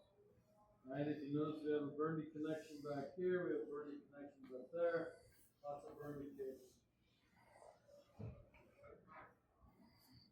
Burndy cables. Lots of Burndy cables. Anyway, Burndy cables all the way back there. Again, we've been using Burndy cables since like the A111, and we have never changed. They keep talking about it.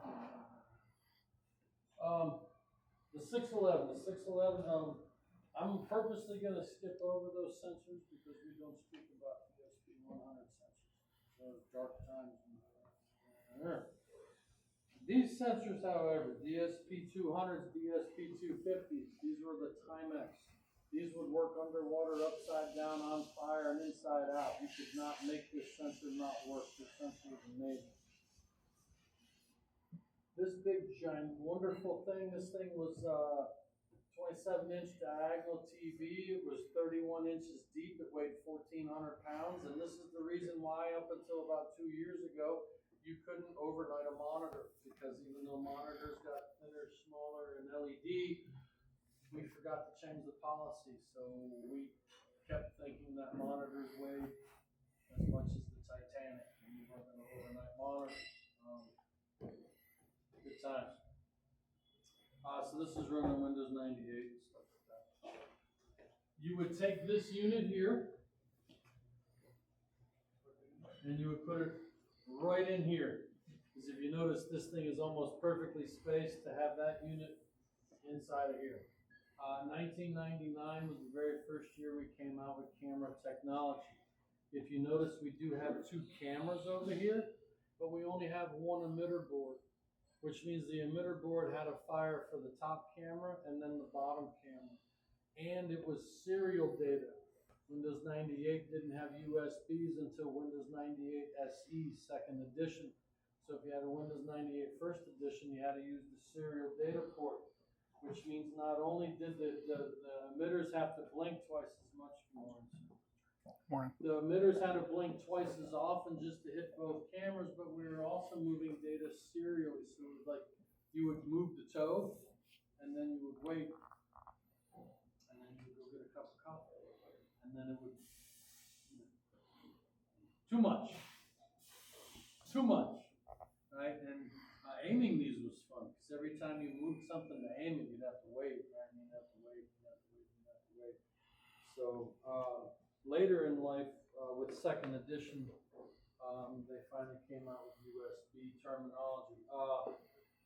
300s were fine. 300s had a unique thing where the toe board had a 90-degree connection that the toe board would have to go into the motherboard, and that 90-degree connection would always get lax, and then it would start to droop, sort of like other things. And then you'd have to pick it back up, shove it back in, and then it would work for about 6 months, and then it would start drooping in, and then you pick it up and put it back in. And some people would pick it up, put it up, and then put like hot glue underneath it. Hot glue is amazing because once hot glue dries, it does not conduct electricity. If it's wet, it does, but once hot glue dries, it no longer conducts electricity. So you can use it on all sorts of circuit boards as long as it's dry. Caveat. DSP 300s. So this was called HF cordless. You guys are far too young to remember the 700 megahertz cordless phones at your house where you picked it up and had the really big antenna. And it worked as long as you were in that room, because once you went on the other side of the wall, megahertz didn't go through walls, and then all you heard was static, and then you had to walk back into the room where you had the big old ginormous. We had one of those. HF high frequency. This is the first time 300s went into HFSS spread spectrum. So this was more like the 900 megahertz phones, where you could actually go like a room or two away, and you didn't have to have the big antenna, and it was just like a regular phone. Really good wireless technology on 300s. We had 100s, 200s, 250s, 300s. Then we saw DSP 400s for cameras. Then we kept the naming thing. We went to DSP 500s. Then we went to DSP 600s, also cameras. Then we don't even have it out here anymore. Then we went to DSP 700s. We might have to teach you guys how to work on DSP 700s. Yeah. You guys are gonna have lots of it. There are going to be some of you who go into a heavy duty shop and you're going to find an HD version of that DSP 500 sensor. The last DSP 500 sensor we sold was in 2014, because within 14.2 you could run DSP 700 technology. So know that that sensor, the earliest possible sensor of DSP 500 to be, is in 2014. So that heavy duty shop is still using the same sensor at 12 years old. They still don't want to buy a new one. Good luck. So DSP 400s, these are either called pizza boxes or elephant ears because they're ginormous. This is actually a front one. The rear one was actually bigger than that. The other thing that happened with DSP 400s is after about 15 or 18 years, the cameras would get cataracts and it couldn't see the rear targets. That's why when you went to an NTW or an NTB or a Pet Boys, they spray painted the inside of the doors black because they couldn't oversee the light coming in. Then people realized that it wasn't just light from straight ahead, so then they painted this garage door and this garage door. So now all of a sudden you have 3 garage doors with lots of rattle cans, and someone had really good contact high after that because he painted everything that wasn't moving, because he was trying to overcome that the DSP 400s couldn't see that far anymore. So, this was 1 megapixel. So 1024 by 728 is a megapixel. If you add the two numbers together, somehow it magically equals a megapixel. We went to DSP 600. This was our first super burndy, where you had the USB cable plus the 3 pins. This is where the super burndy cable came from. It says 811 sensor came out in 2002. I always say it came out in 2004 because I came out in 2004, and they were selling these like bucket loads because people love this because it was still faster than sensors. And if you dropped something, you could just put it back on the car and recomp it. You didn't have to call me out and, you know, get a new camber cell, get a new tow arm, redo the calibration. You just pick that thing up and recomp and keep going. So it was a lot cheaper to maintain. So we were selling these like crazy. 811s really started selling around 2004. Again, this is the first time we had a USB super cable. Yes, I had a Revision A super cable on my truck at one point. I'm just old. So this one here is an electric version. This one happens to be red. Most of these would have been white because BMW technicians can't possibly manually move something up and down because it's verboten.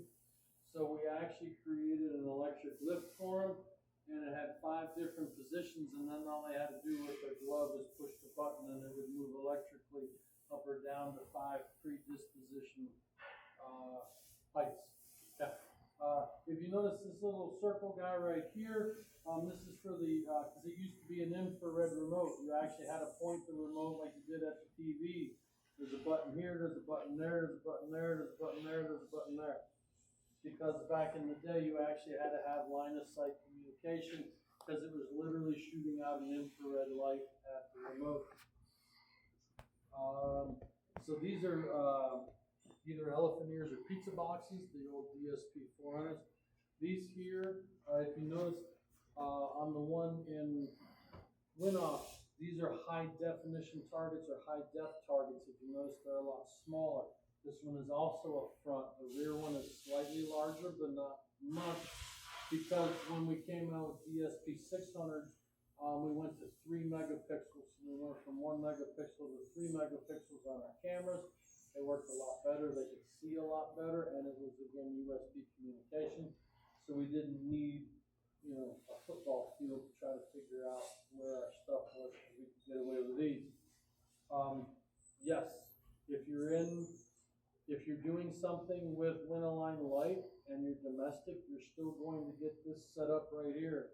That came out in 2002 because you're only paying half price, so you're getting right. Just had a calibration on one of those last week. Did you? Those actually stay on cars fairly Well, well. that's because it's in California and they can't afford anything new because of the wonderful. Taxes. So this thing here is a 10 to 24 and a half inch self-centering wheel clamp.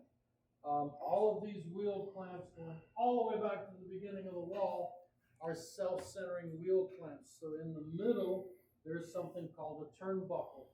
One has left-handed threads, one has right-handed threads because the arms had to move in and out together, because this sensor here, because it's only one plane, had to be in the middle of the wheel because we had to know where the middle of the axle was. But since I only have one plane, that's the only way I knew is come on through, guys. You're good. Excuse us. Come on through. Just go like this so he doesn't feed you no incriminating evidence. There you go. All right. We didn't know where the middle of the axle was until this told us. So these always had to be in the middle of the axle. That's why left and right, they would turn opposite of each other, and they were self-centering. They are. They held on for a really long time. And then they finally flew off, and then no one ever saw them.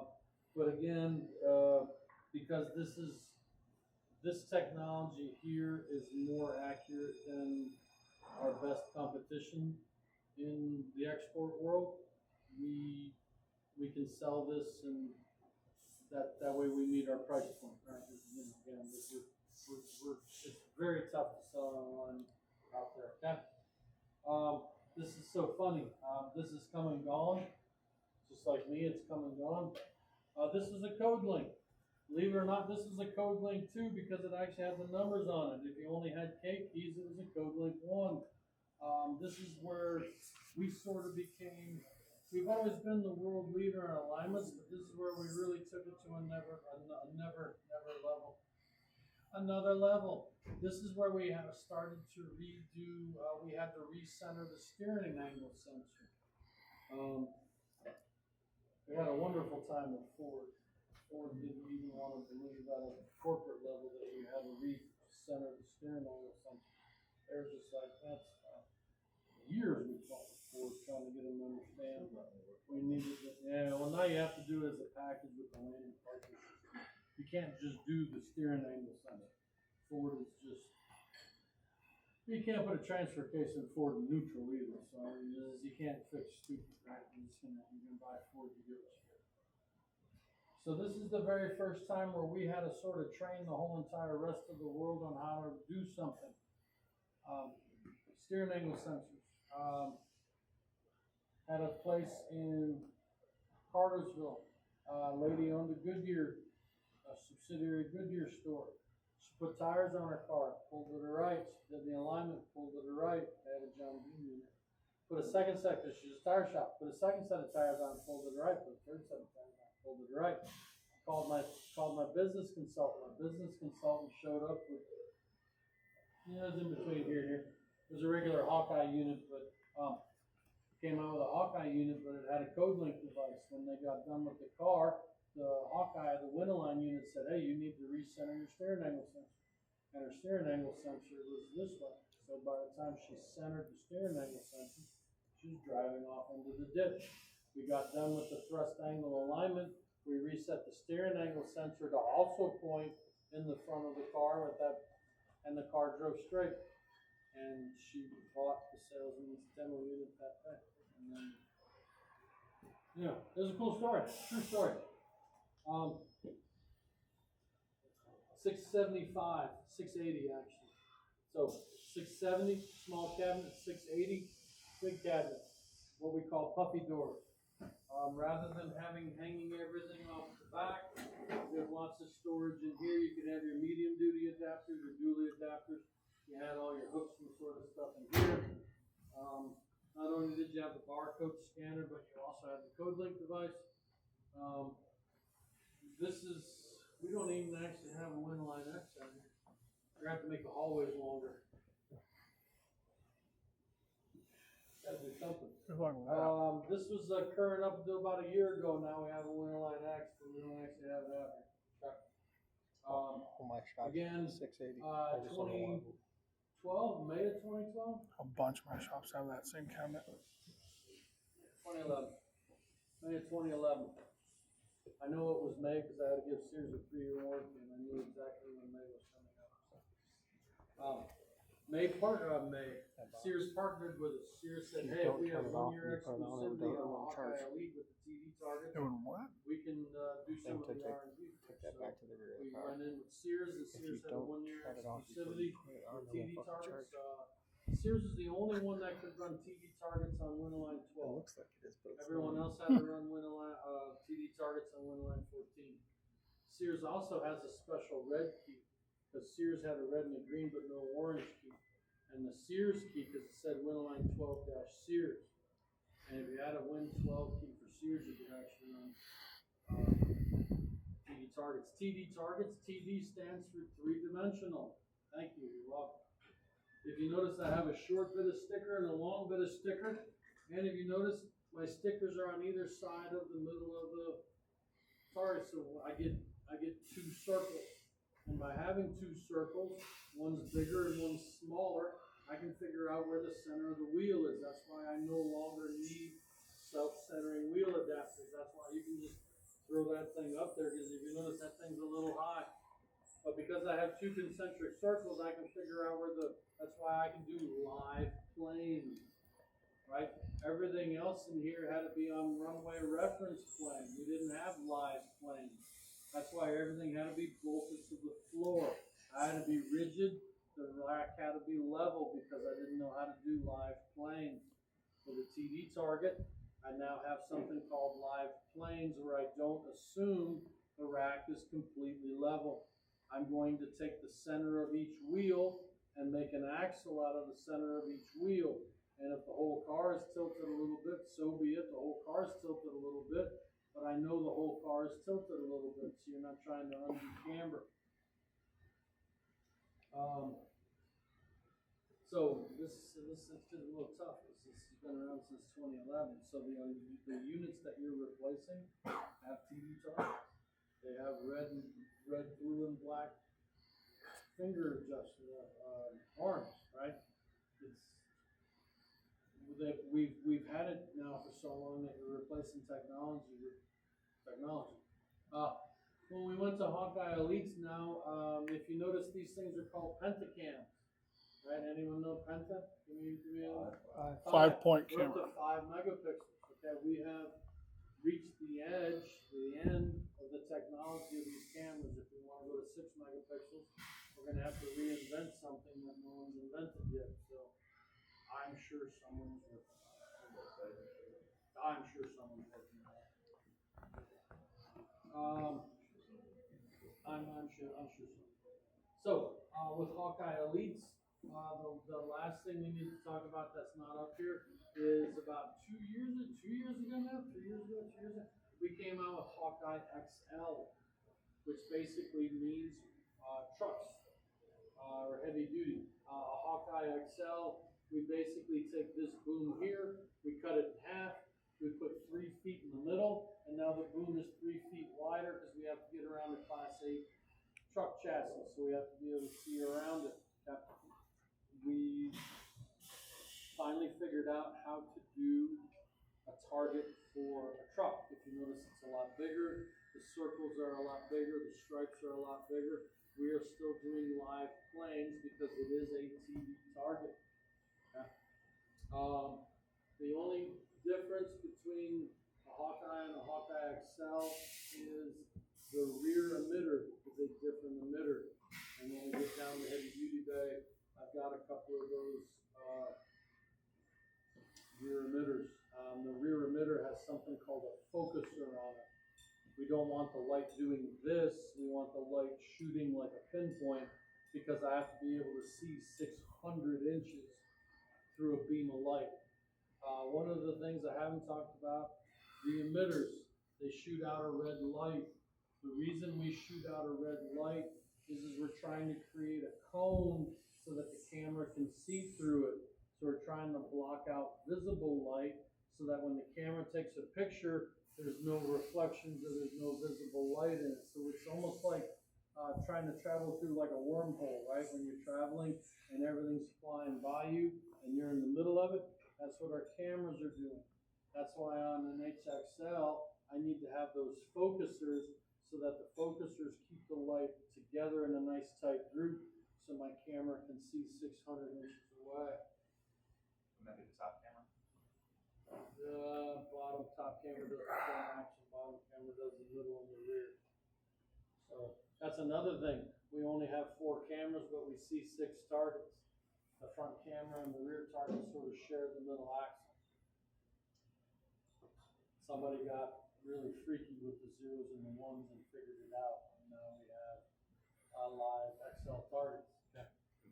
This one here is bolted to a giant 300-pound plate on the floor, and this is a manual lift column because you just take it and manually lift it. Okay. Gotta get her free advertising.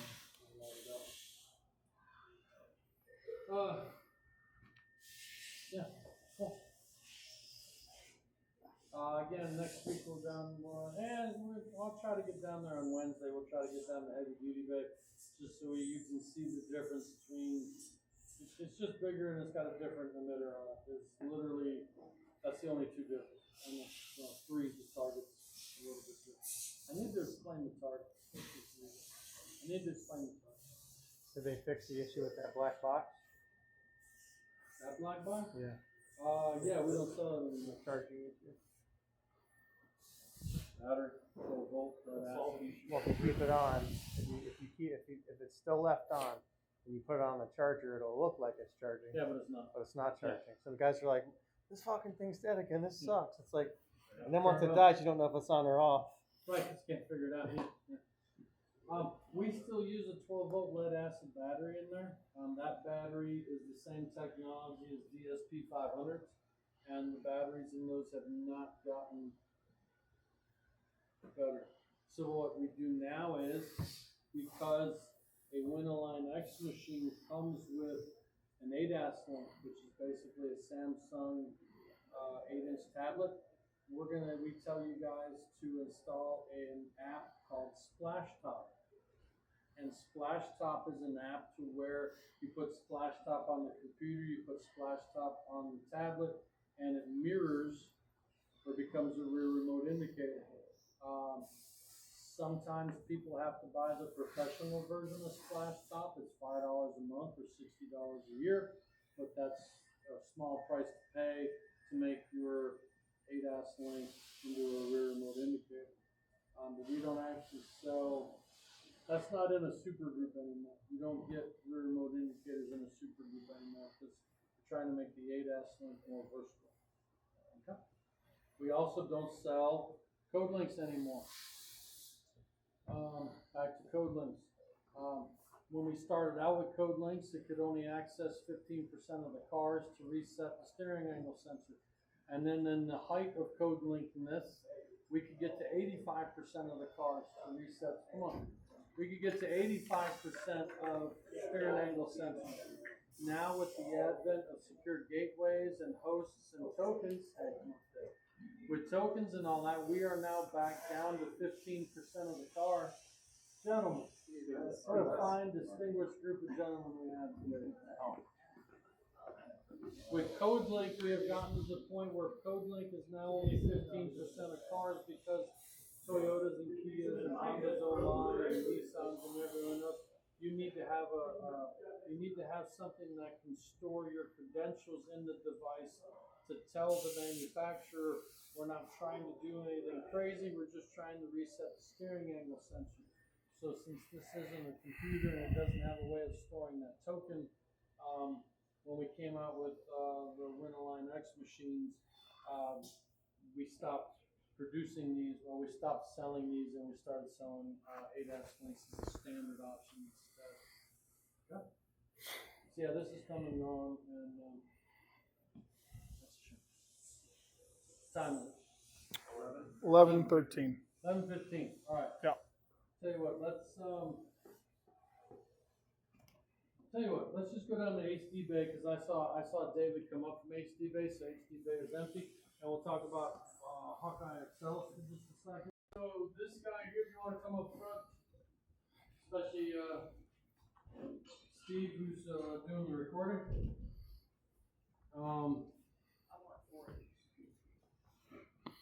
There's a part number on it. I'm sure you can buy it. Is that your yardstick? Story poles, yeah. I'll show you pictures later. You'll laugh. But it works. It's Ohio. You root for the Buckeyes. What do you want? And I heard the Patriots. See, look how that worked out. I'm surprised they scored so many points. It was like 12-0 at the end of the third quarter. Is what? Field goals. Field Oh, goals. was it? I didn't. So we were on the plane, and the guy next to me, who did not look like he was. Right. He was like, I thought he was going to throw that iPad across the plane a couple of times. Yeah, he was pretty pissed. For a dude who was like, you know, he was in it and he was rooting, and I'm just over there trying to take a nap. I'm like, man, he was all in it. Holy cow! All right, so real quick, you're gonna have to turn around, Mr. Neal. This is one of the few differences in a Hawkeye XL. We have a regular emitter on the top. We have a 4. So if you notice, the regular emitter has how many lights? 5. 5 because it's on a Pentastar camera. So we have 5 emitters because Penta. We're pent up with something. If you notice on the bottom, we only have 4 LEDs because of the way the focusers work. So the focusers are on top and on the bottom. Again, the focusers are trying to make it all the way back to the back of that rack. This is a 300-inch rack between the posts, right? This camera here has to be another 120 inches from the front door to the turn plate because that big giant hood opens this way, and we don't want to open it into our camera. So we're losing 120 inches on a field of view just to get to the front turn plates. Okay, so We have it's a different emitter board and it's different emitters only because we have to see as far back as we need to see. Okay. Again, the other thing, we take a regular camera tube, cut it in half. We honestly, literally just add 3 feet. This used to come as one piece on a pallet. It was like Jesus. 48 feet long. It was very difficult. What we have done now is this is now in 3 pieces, and you bolt. There's about 10 bolts on this side, 10 bolts on this side, and now the box is only about yay wide by yay deep by about yay deep, and it has all 3 pieces in it, and you bolt it together, and then evidently it passed QA and stress tests and all that, that if we have enough bolts in it, it doesn't sag.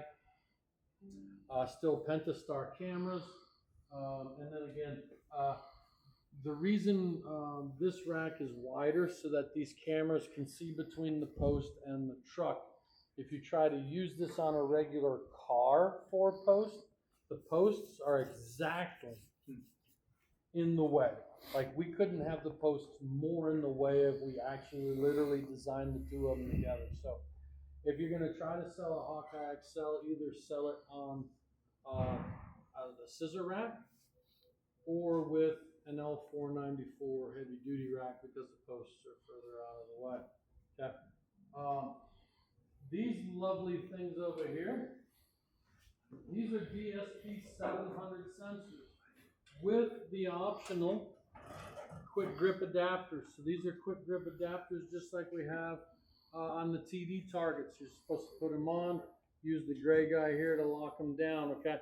You guys will get a chance to use these, not today, but you guys will get a chance to use these. 700 sensors. The 700 sensors were revolutionary because up until 2014, every aligner in the world only came with 4 sensors. So you would put, are they all plugged in? Hey, I'm missing a sensor. Oh no, it's right there. Is that charged? Okay. Every aligner in the world only had 4 sensors. So you put the rear sensors on the rear axle, front sensors on the front axle. You basically did a thrust alignment between the front axle and the rear axle. Then you would have to take the front sensors off and put them on the scrub axle because the rear axle is like your pin point. You can't move the rear targets or you would lose your alignment. So we could give you a printout of the front and rear axle. We could give you a printout of the middle and the rear axle, but we could never give you a full 3-axle thrust line alignment because we only had 4 sensors. So front and rear thrust alignment, then you take the fronts, put them on the middles, and basically you would just get the scrub angle out to make sure that they were actually sitting parallel to each other and that the middle axle wasn't just going like this down the street. So that's what was revolutionary about this, is we were the only people to have a 6-sensor set of sensors. Okay? And then we finally came up with the Hawkeye XL. So these were sold up until about a year ago. So you guys, if you have a truck shop area and you're in a truck plant, you are going to see a bazillion and a half sets of these. Okay. Might as well rip the Band-Aid off of this one because it's early and you're recording me and we can do this. Okay. Cameras. Drone and window line 18 has a USB box. It has 4 cameras. Everything's the same. It's just a wider boom. Okay. What I do need, I need a car.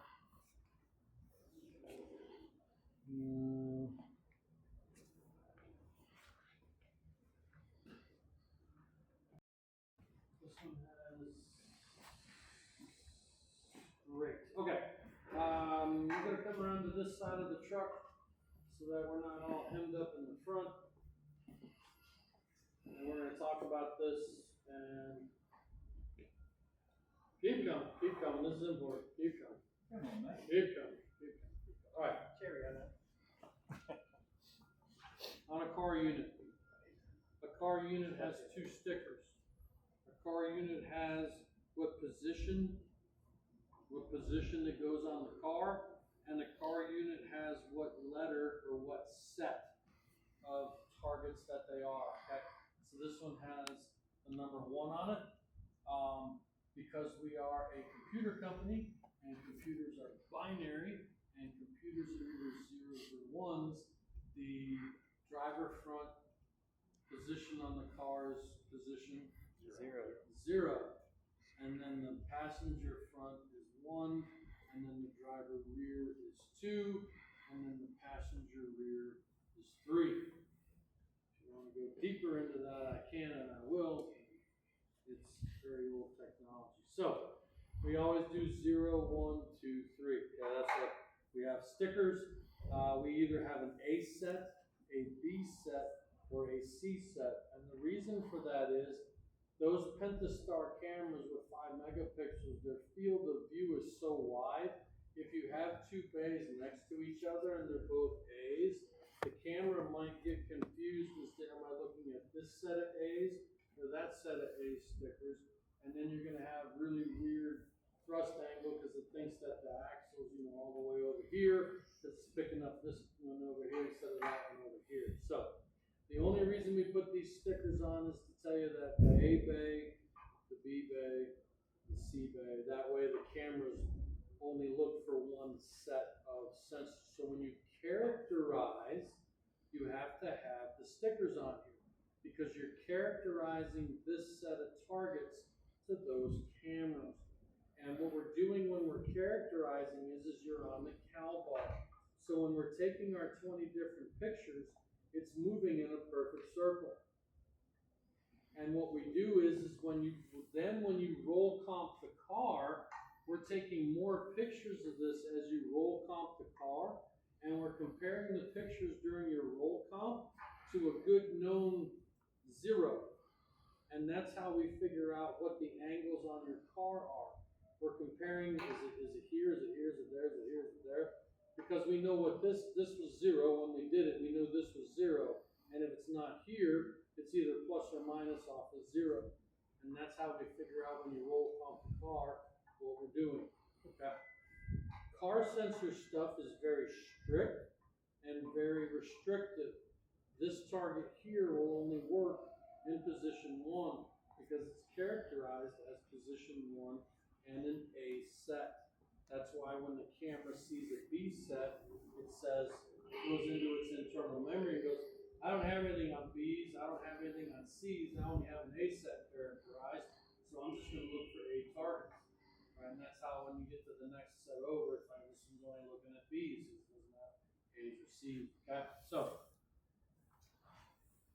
straightforward, super easy, lovely. Okay? I have a sticker and I have a sticker. Okay? All right. It's just dictated by what place that sticker's at. Well, I mean, on the A, yes. the A sticker, you got 3 spots there. I have an A, a B, and a C, and it's actually written in you can Right, see but it's A, not B, C. recognizing A, right? It's not the A sticker there. It's B now. Yes. Okay. So thank you for that. It's not actually reading the sticker. What it's looking at is it doesn't see anything reflective.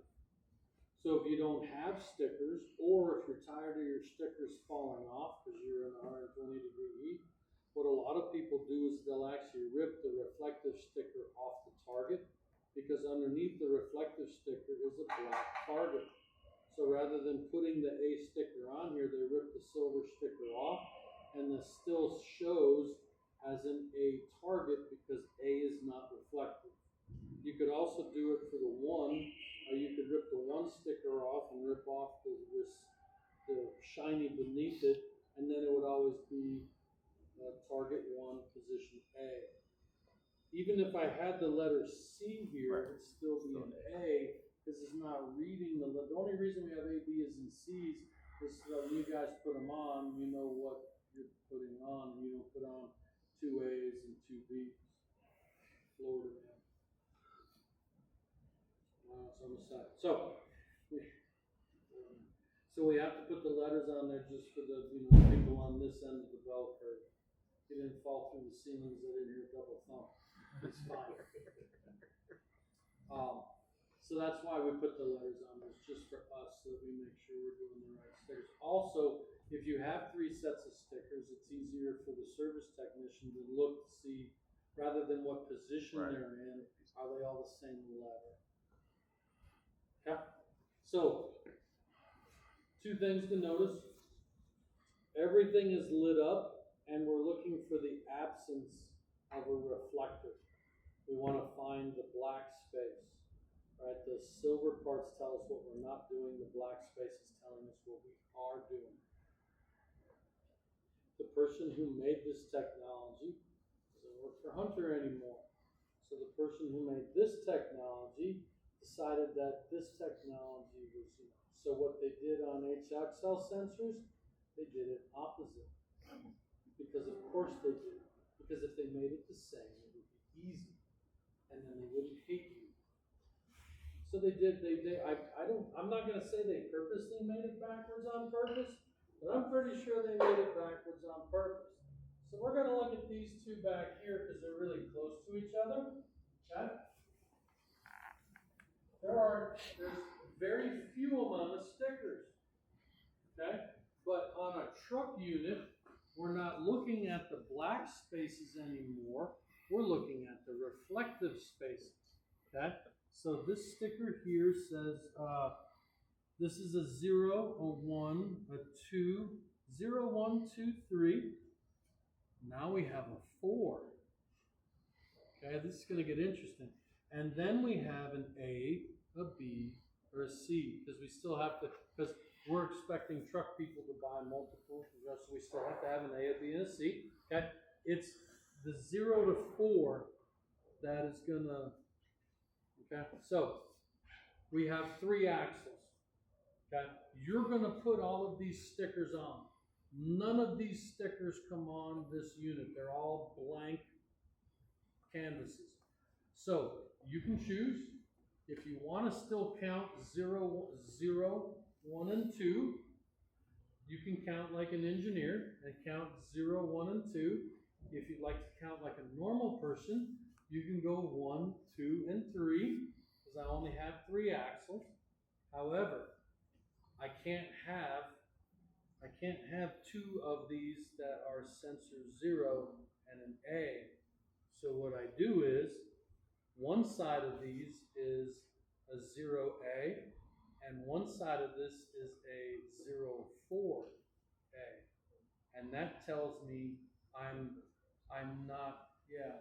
So, because I still have to have, so I have 2 zeros, 2 1s, and 2 2s, but one side is just going to be 0, 1, and 2. This side over here is going to be 0, 4, 1, 4, and 2, 4. And that tells me where I am on the truck. So if you notice, this is a 0 and a 4. This one over here is a 2 without the 4, but it's an A. Okay?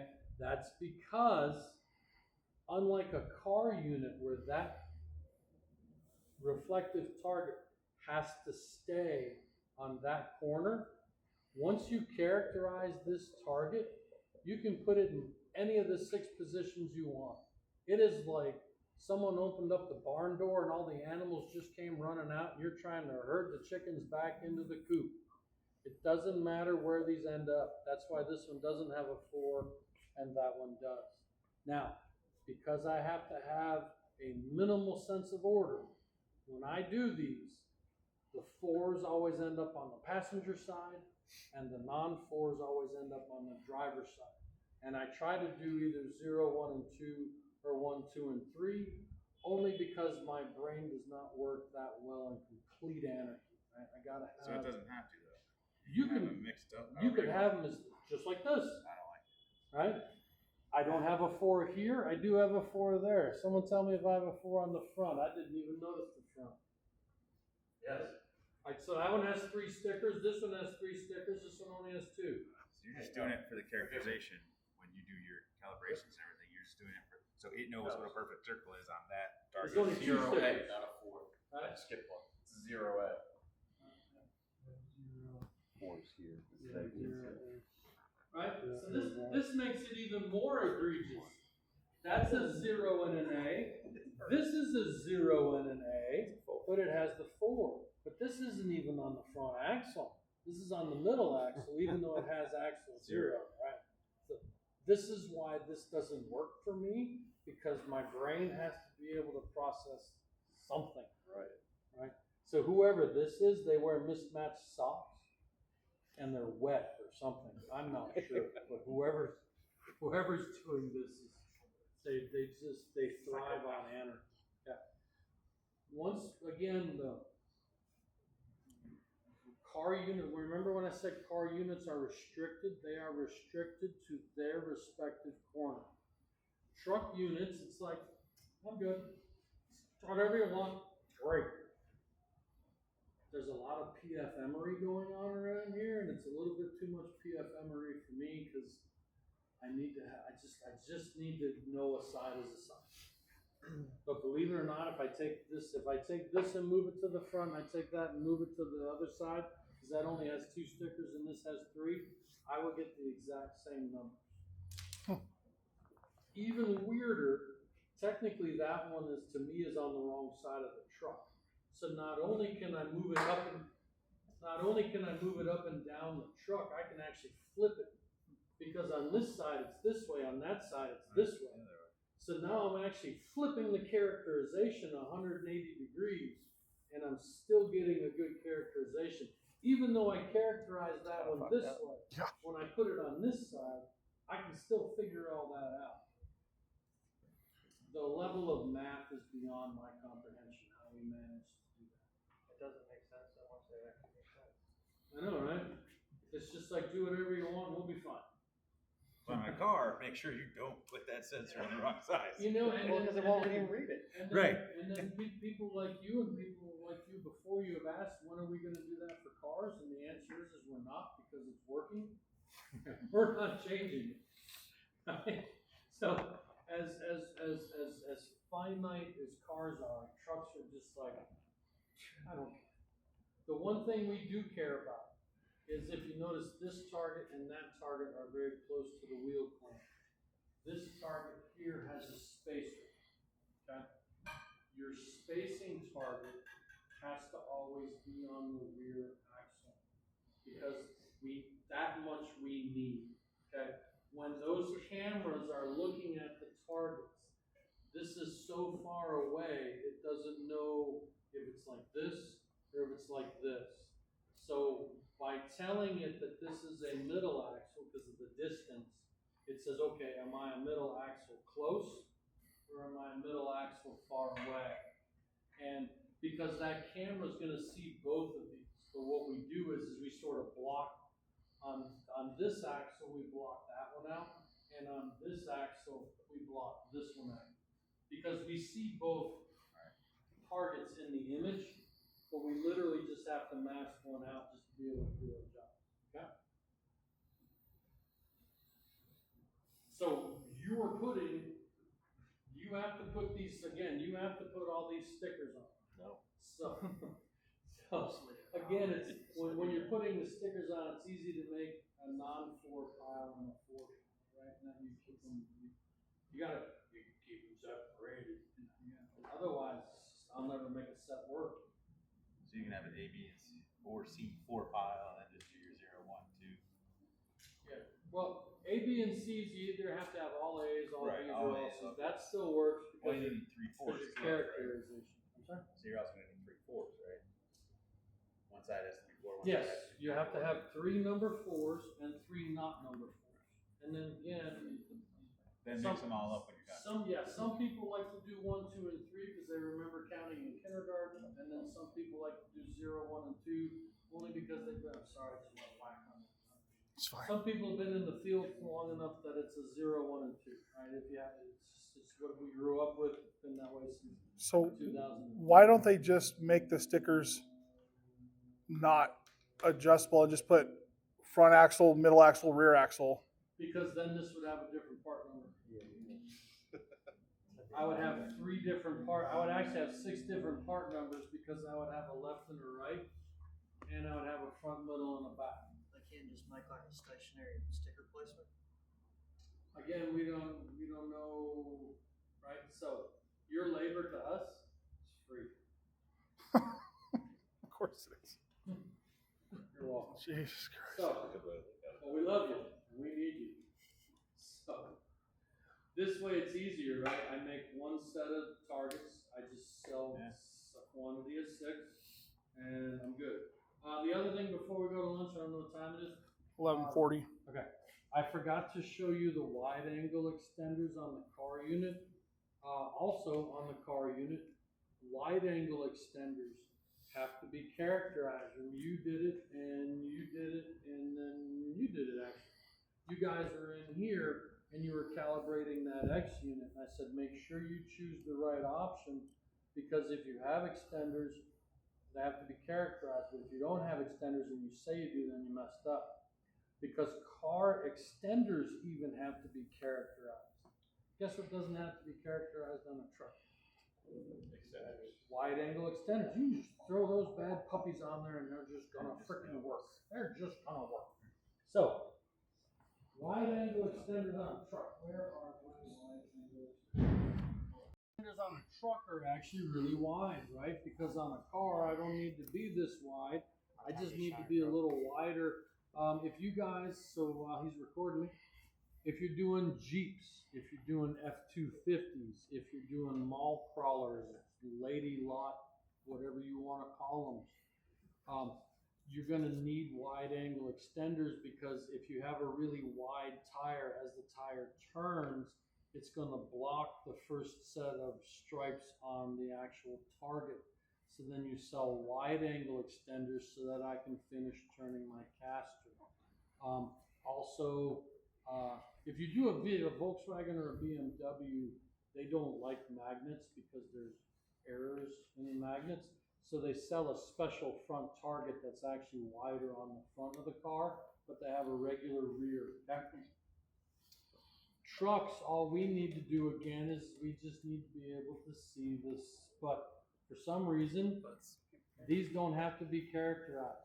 So if you sell a truck unit or you come to a truck unit and they don't have wide angle adapters, you can just throw these out while you're going down the road. They can put them on and everything is fine.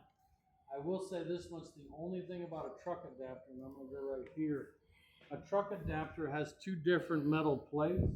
There's a bottom and a top. You are supposed to put them only in the top. Okay. Because the reason this one's here is if it's flipped over, then this is in the top. Yes, that is a magnet. So if you put it here, it no working. You put it here and it worky. Other thing too is you have to be careful. There's 2, you have to make sure that this is sitting in it and this is sitting behind it, because you can get it a little off, but it's not right. You want to make sure that that thing's sitting in there. Just like on the car unit, you want to make sure that that car unit is flush and not cattywampus a little bit, okay? But you don't want to put it in the bottoms, you do want to put it in the top.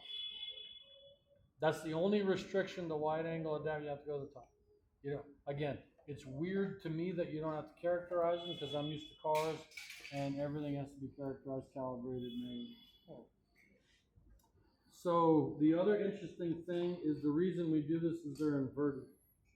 I guess that's how we know it's a wide angle extender and not the actual target itself. Doesn't seem like I have 10 people. 1, 2, 3, 4, 5, 6, 7, 8, 9. I do have 10. Oh. Okay, let's be all the crowds. I think I mentioned this maybe once. What we're actually measuring is we're actually measuring the circumference of the circle. Not actually measuring the diameter, I'm actually measuring the actual outside edge where the circle meets the sticker. So you have to be really careful not to nick, damage, or do anything too close to the edge of the circle. So somehow at 600 inches, we're measuring the diameter of that circle very precisely. And I don't know how we do it, but evidently we're taking really good pictures from really far away.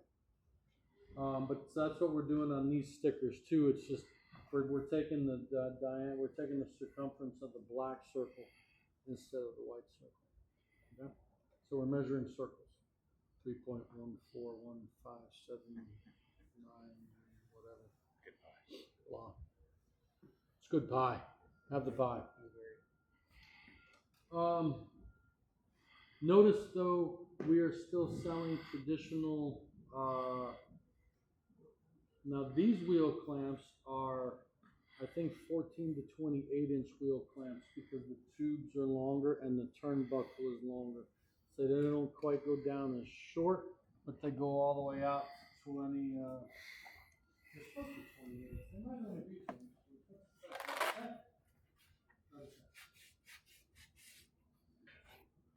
Because even at 24 and a half, the rim is only a 24-inch rim, right? So it might only be 24-inch tires. Anyway, we have come out with recently, November, SEMA. We have finally come out with a magnetic adapter that will actually magnetic itself onto the studs of the tire. You only need 3 studs. Evidently, we have found something that's strong enough that doesn't wobble or doesn't give us. It's within the margin of error that we feel comfortable in putting forth.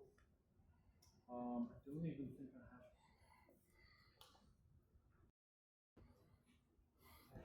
But they literally just there's a hole in the magnet that centers itself on the lug stud, and then the magnet itself hits the nut, and then it's fairly strong, and it just holds it to the axle stud. Okay.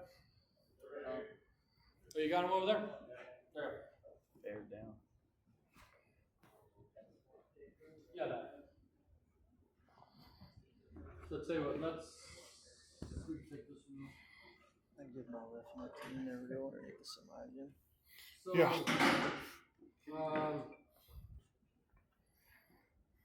Anyway, fully adjustable, different size diameters, different size lug studs, depending on 6, 8, or 10, and then depends on what your ratio is. Okay.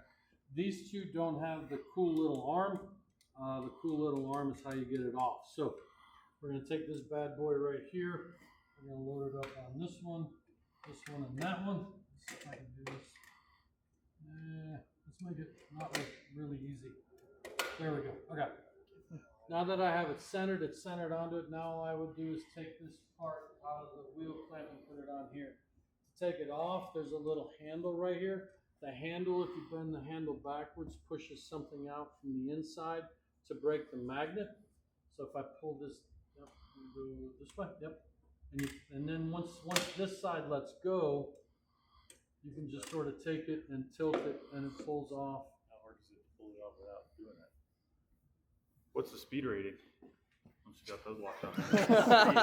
Probably really, really, really, really good. It's a Z.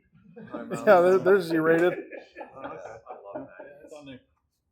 And now it's stuck there. Pass the test. Pass the test. I've never tried that. It's on there. It was time, wasn't it? Yeah. Okay.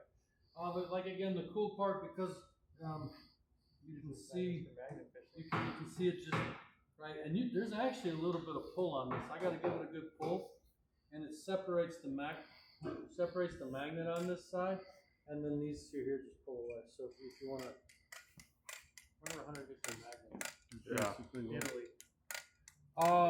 we are one of the world's best source of rare earth magnets. We buy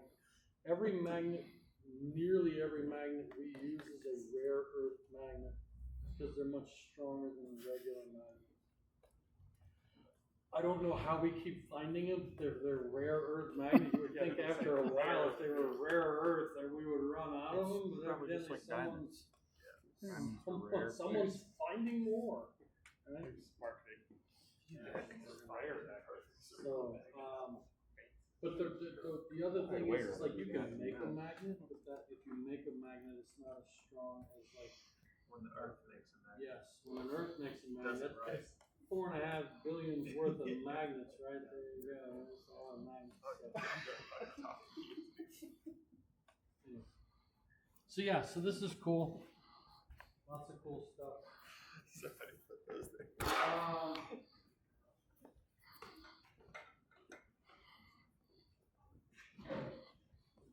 Oh, I didn't mention this.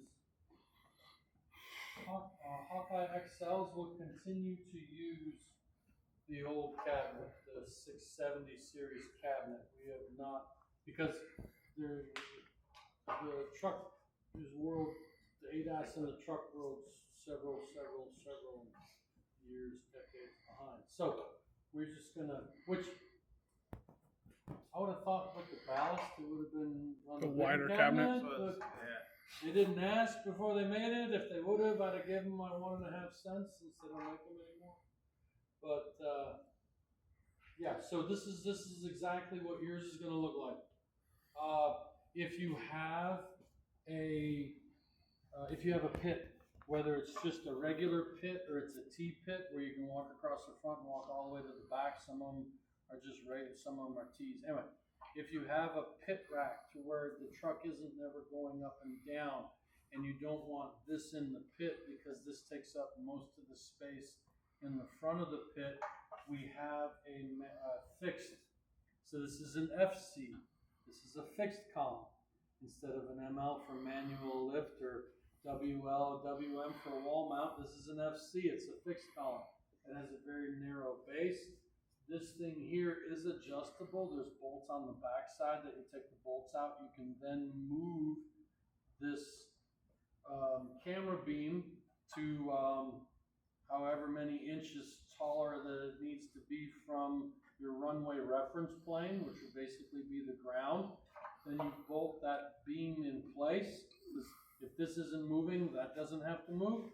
And then this can stay, because you still need the cabinet, but the cabinet can stay up, behind the railing.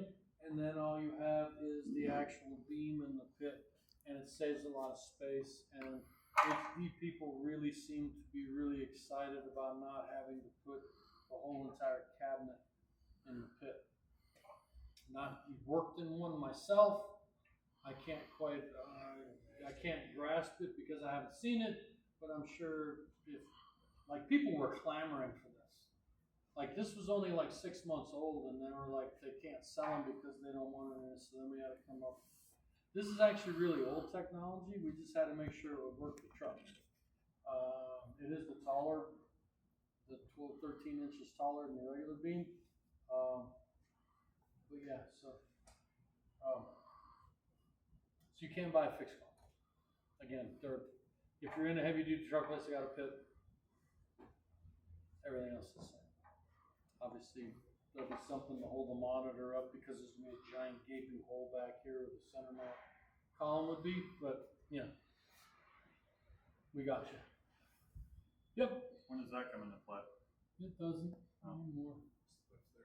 So I don't know. This thing's been redone many times. This was probably, if I'm gonna say that's 10 feet, more than 10 feet. That's not 12 feet. So back in the day, we used to have drive under quick checks, but that beam had to be exactly 10 feet above the ground. That to me looks like we were doing something with drive under quick checks here before this turned into HD bay. And then one day we took the beam off and that was too much trouble to unbolt from the ceiling, so we were just like, that's good. So believe it or not, every single one of you walked by the boat winch when you came in the door. That's what lets that up and down. That wire that goes in the zone? Yeah.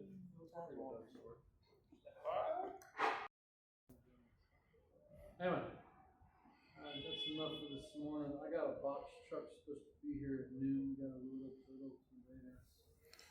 Let's go to lunch.